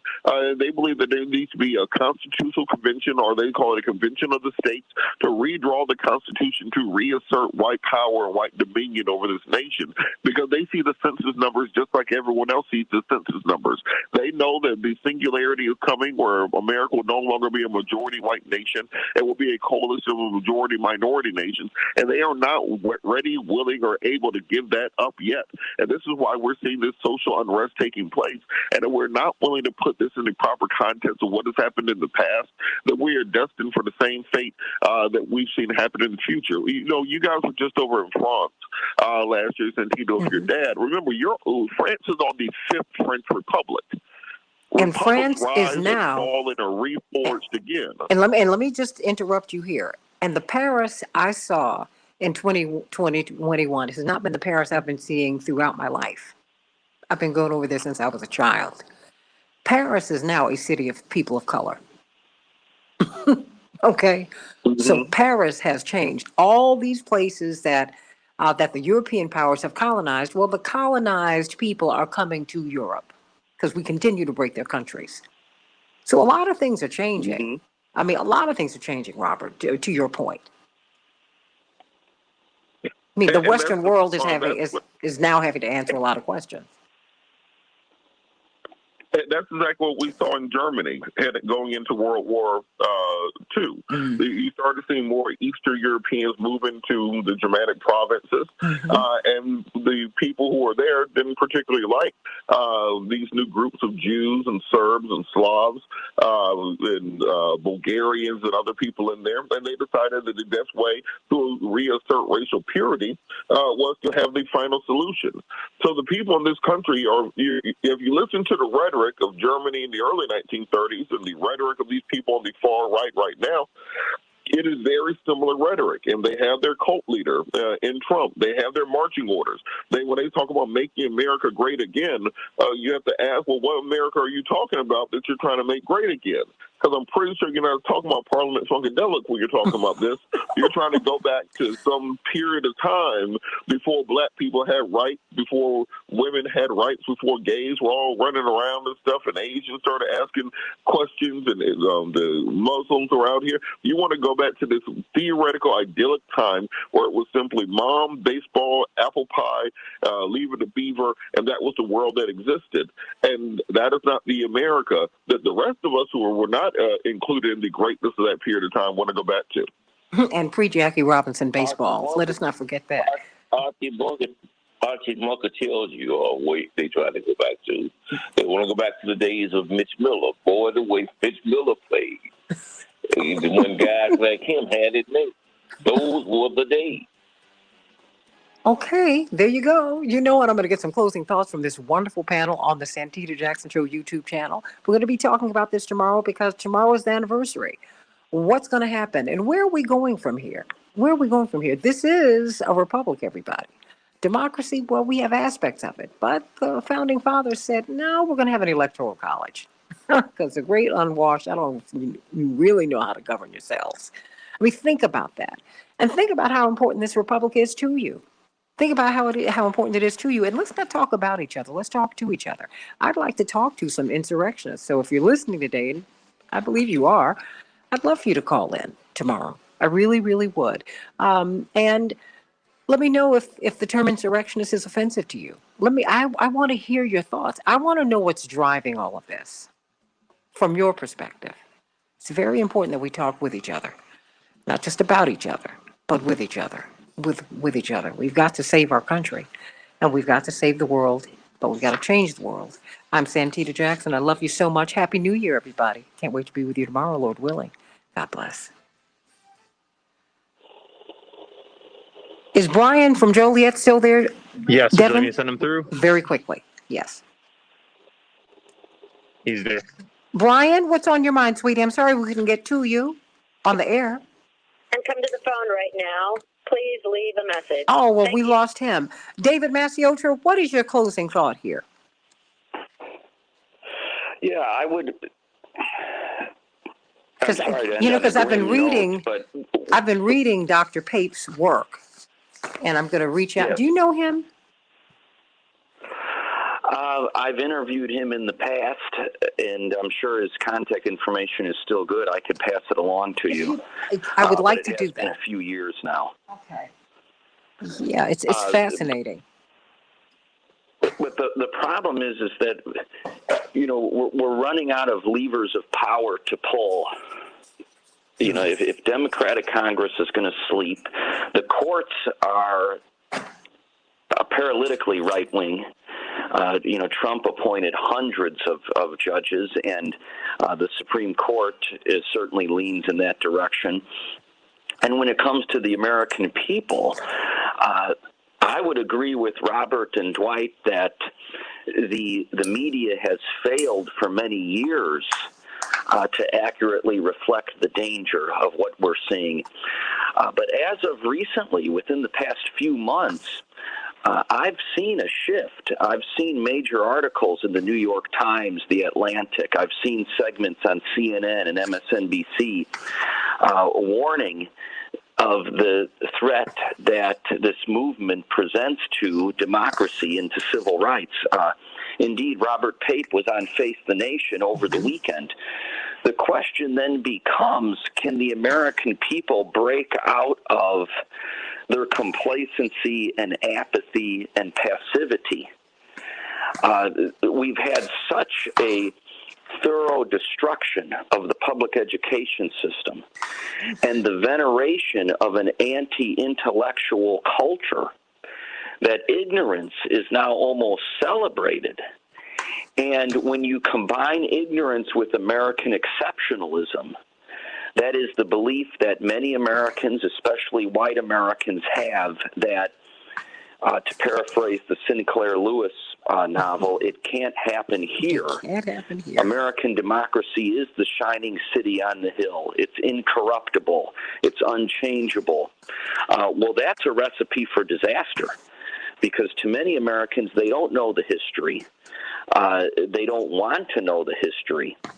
And they also believe that, again, America is a shining city on a hill, and therefore it's some kind of fortress forever immune from the kinds of fascist threats that have taken down free countries elsewhere, most recently in Hungary and Poland and Belarus. So there's a global movement of right-wing white hate, and we're seeing it gain more power and more momentum within the United States. And Robert is correct. The clock is ticking. The Democratic Party, it's rather unfortunate that we're dependent upon them, because they have shown such bashfulness and cowardice. But they have 1 year left to make some major changes to our voting laws and to other laws related to the protection of democracy and civil rights. And then it's over. Then we have 2 years of gridlock and, in all likelihood, a Republican president in 2025. You really see a Republican president in 2025? As of right now, I mean, they have all the momentum, and many swing states are already passing voter suppression laws, and many counties in swing states have already been overtaken by Stop the Steal activists. You have Stop the Steal activists on county election boards, and they'll control the counting of the votes in places like, Milwaukee, Wisconsin, and the suburbs of Detroit, Michigan, and the suburbs of Atlanta, Georgia. So, as I said, it's a recipe for disaster, and the clock is ticking on the Democratic Party, and that's why, to refer to what I said in my first answer, quoting Maxine Waters, the people who are concerned, people who understand the stakes of the moment, really need to take to the streets and push and pressure these complacent, bashful leaders into taking decisive, muscular action on the behalf of our country. Amen to that. I mean, and let me respond to Mark Upton very quickly before I come to you, Dwight and Robert. He said, we're already a fascist police state. I'll listen on the other side. Thank you very much for having me, Sending Santita, and you thank you to everyone on the panel. much love. Always love hearing your brilliance, your principled brilliant stances. He said, and you don't need to talk to any of them at this point. They don't want to talk. That's true. We got to do what we got to do. Well, I don't know. I was watching American Insurrection last night, and maybe given my family background, they might not want to talk to me, but I certainly do want to hear from them. Because I think the conversation is much more nuanced than us and them. There's a lot more going on here, and I'm not going to depend upon the corporate media to tell me what I need to think and who I need to speak to. Because these people have a story, and I want to hear it. I think it's important that we do that, Mark. I really, really, really, really think it's important that we hear them out, even as we go on about our business. And be about the business of building the republic. But there has to be a plan, and there has to be an acknowledgement of what is going on here. Driving the conversation underground, I am not going to be guilty of being or becoming what I dislike about these other folks and what I find to be ignoble, just the opposite of that which is noble. I'm not going to do that. I'm not going to not speak to you. I'm not going to shame you, blame you. I'm going to give you responsibility. I'm not going to name call. I'm not going to do that. I might want to, but I'm not going to do that. That's not helping. And that goes against my teachings coming out of the nonviolent segment of this world-changing movement. Dr. King said in the final years of his life, if I'm the last person in the room preaching nonviolence, that's what I'm going to do. And America was up in flames at the time. But he stayed right there. He didn't leave. You got to talk to your enemy. In fact, the Bible doesn't suggest, but it tells you that you're supposed to love them. You got to figure it out. Doesn't mean I'm going to lay down and let you take advantage of me. No, I don't do that well.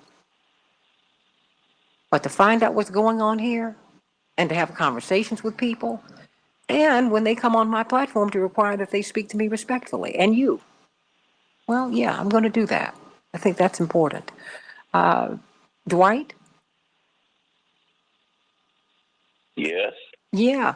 So your thoughts, what do you think do you think the conversations have been driven underground? Do you think Merrick Garland has made the right decision in saying, no, I'm going to kind of, is he letting them go, or is this a tactic? Is he buying time? Is he trying to keep a lid on this powder keg? Yeah, but it's more subtle than that. Okay.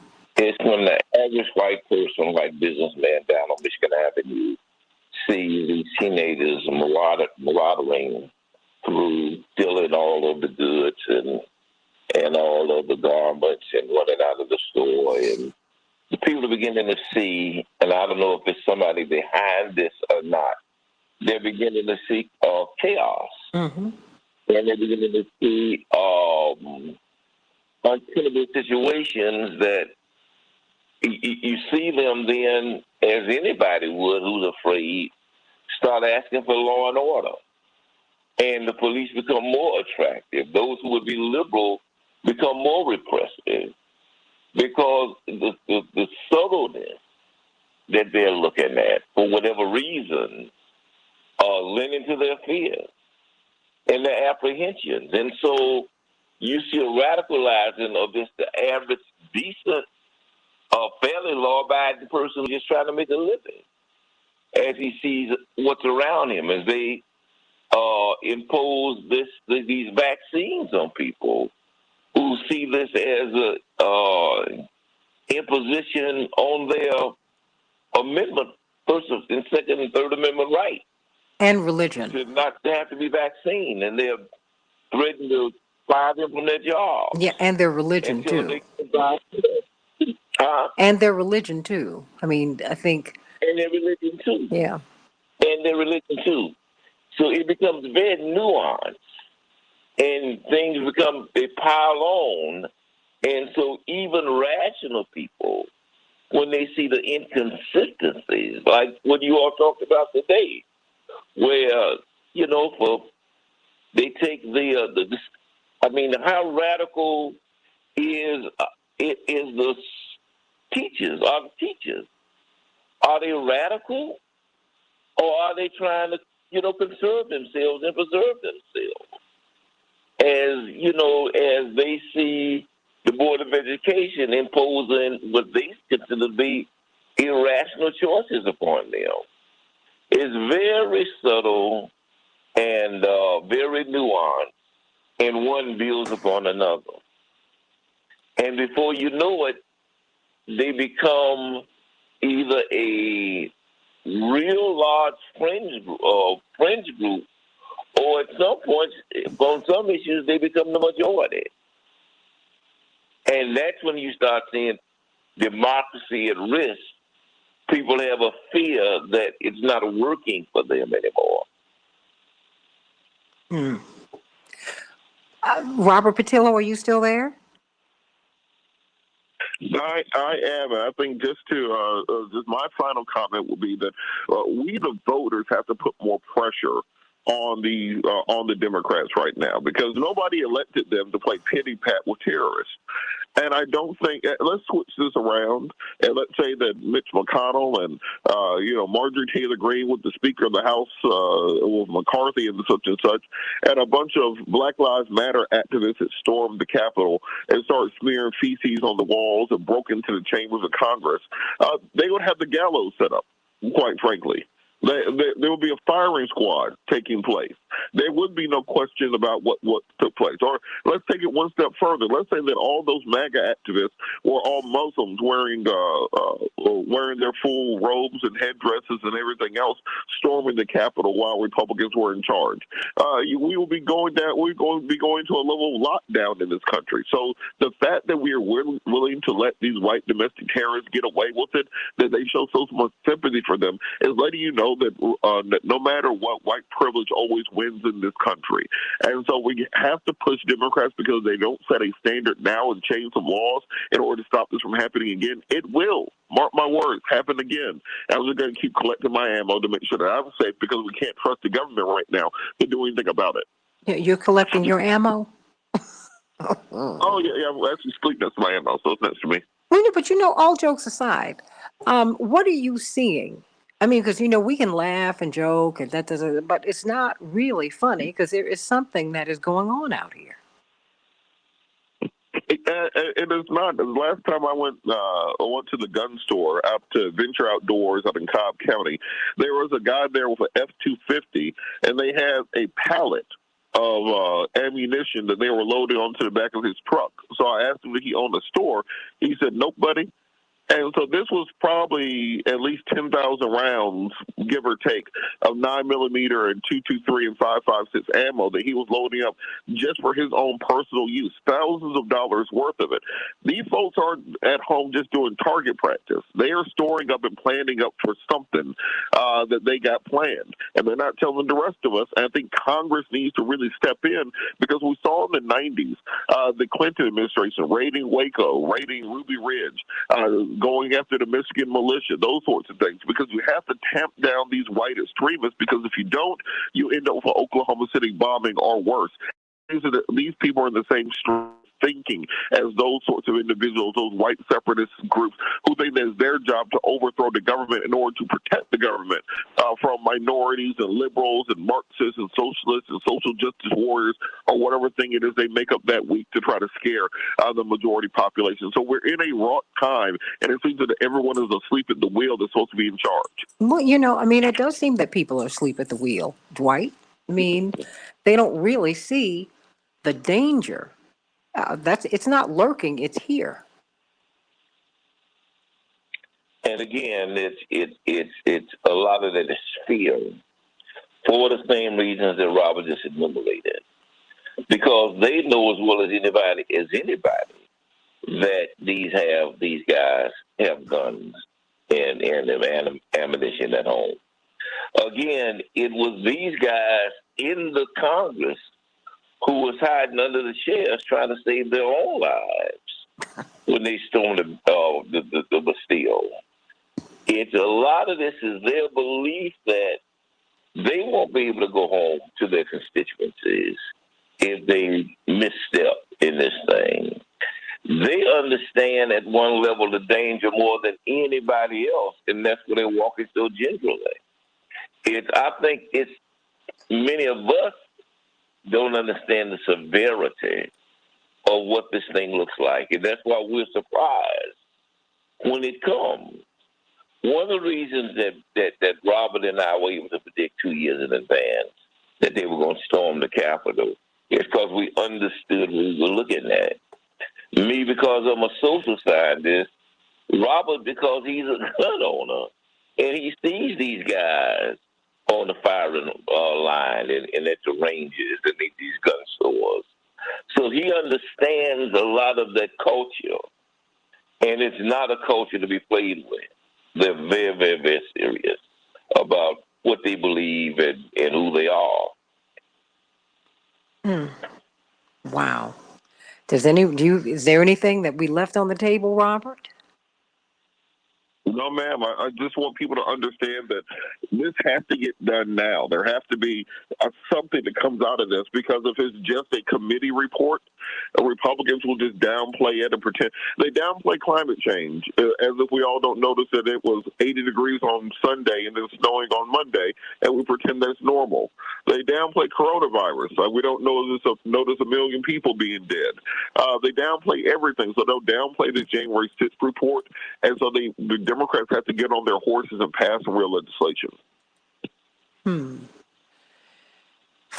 Dwight, is there anything else you'd like to add? Good to go. It's a lot, everybody. So, you know what? Think about it, everybody. Think about it. We'll be talking about this tomorrow, because tomorrow is the first anniversary, but I think this is something we also need to walk out. I encourage you to go to your public television station website and watch Frontline's American Insurrection. Dwight, you should watch that. I thank you for taking my attention to Dr. Pape from the University of Chicago. But I would encourage you, Robert and Dwight, to look at American Insurrection. It was fascinating. It was almost 90 minutes. And you got a chance to walk through all of the little insurrections that led to the big insurrection last year. And you also got the sense that this is the beginning. We're in the middle of the beginning. That was the end of the beginning, not the beginning of the end. And guess what? These generals know that, Dwight and Robert. That's why they said, y'all, this was practice in 2020. These folks are serious. And, what do you all just very quickly think about the fact that we don't have a popular Democratic president as the counterweight? Do you think it would make a difference if you had a very, very popular Democratic president, or do you think it would make it worse? Robert, first you. I think it would help. I think Joe Biden and Kamala Harris, and quite frankly, no national Democrat right now, holds the same sway over the American people, or even over the Democratic base, that Trump holds over his base. It's funny, Republicans are running around their whole "Let's Go Brandon" chant against Joe Biden, but you don't really hear Democrats kind of counter chanting like, "No, Joe Biden's our guy." It's kind of like, whatever.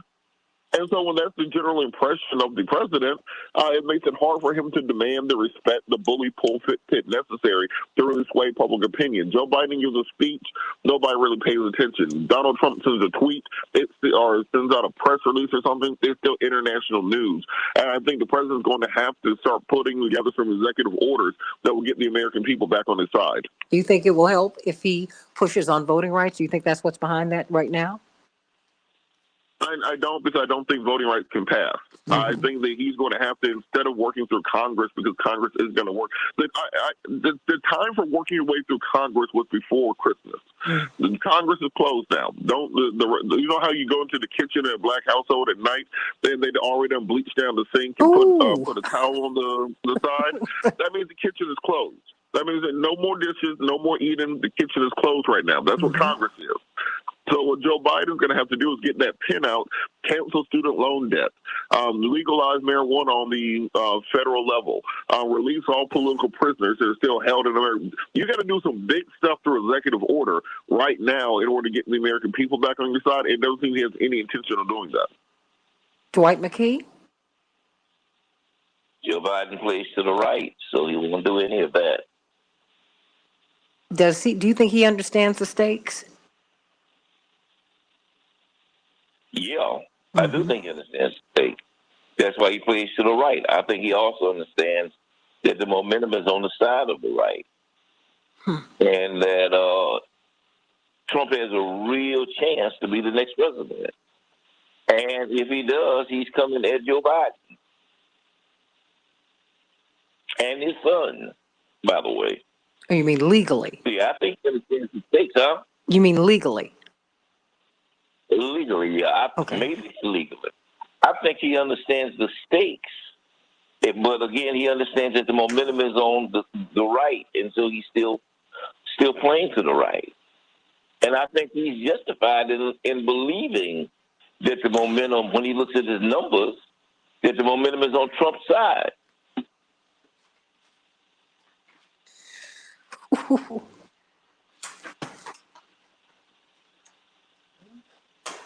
Do the Democrats have a prayer at all? Well, I mean, I don't know. I mean, do progressive politics, I mean, beyond the Democrats? Y'all still there? Oh, well, yeah, I think that the problem is that we have this strange thing in America where we have a two-party system that's actually a six-party system. So there's really nothing that Joe Biden and AOC have in common. They shouldn't be in the same political party. There's nothing that Ayanna Pressley and Joe Manchin have in common. So the problem of having somebody who speaks for the Democratic Party is what part of the Democratic Party, what portion, what agenda. And right now, they're getting stuck in that same mud as it is. There's no Obama-type figure, no Bill Clinton-type figure, no Reverend Jackson-type figure that can speak for the entire party. And that's why the message gets muddled, and Republicans are able to basically overtake all of that with their propaganda machines. Wow. I mean, and you're leaving Bernie on the bench. That's the craziest thing in the world. I realize it's purposeful because, these are the corporatists, right? But I think it's terrible what they're doing. And I don't see this working out well because people are in so much pain, so much pain, so much pain. And this is, I mean, where do you see this going, Dwight? Well, as I always say, as the Bible says, I think this is the beginning of all this. I can't hear you now. I think, as the Bible says, this is just the beginning of sorrows. I think that this thing is going to get progressively worse. I think the divisions are going to become deeper. I think the states are going to come higher. I think as the economy collapses, and you see situations like you see now where the supply routes shut down, I think people become more desperate. And we still are not even talking about these natural disasters, these tornadoes that torn apart half the country. The snowstorm yesterday closed down the whole East Coast. I mean, the infrastructure has to be dealt with, and time is running out. I think this is only the beginning of sorrows. I think if people become desperate, this is going to become worse. Mm. And millions more have dropped out of the workforce. They're working, but they're not working for the corporations. There's something to be said for that too, Dwight and Robert. There's a lot going on here. I think I think we're not even to the point of being able to look back and realize how profoundly this virus and the lockdowns and the change to society has affected us in a way that will never be reversed. I know a lot of people still in their minds will say, "Well, let's just get back to normal. This is normal now." And when you see 1 million people removed from the American workforce very quickly, on my show Sunday, I said this is going to be the year of narcissism. And the reason I said that was that we have 1 million people suddenly just removed from Earth or from America. And 50 million people infected and everything else. People look at that crappy job they had and they think, no, I'm not going to do this. I don't know how long I'm going to live. You look at that bad relationship you're in. Say, no, I'm not going to do this. I might be dead tomorrow or any time now. I'm going to go be a painter or something. I'm going to go move to that beach house I talked about. And I think that profoundly American society has been affected and changed, and it's going to be interesting, to say the least, to monitor what happens over the course of the next 5 to 10 years. Gentlemen, do you have anything else to say, anything else to add? No, ma'am. I love you both. Who giving me so much to think about. I love you all. It's been great. Hey, Savannah and Jewel and Mark.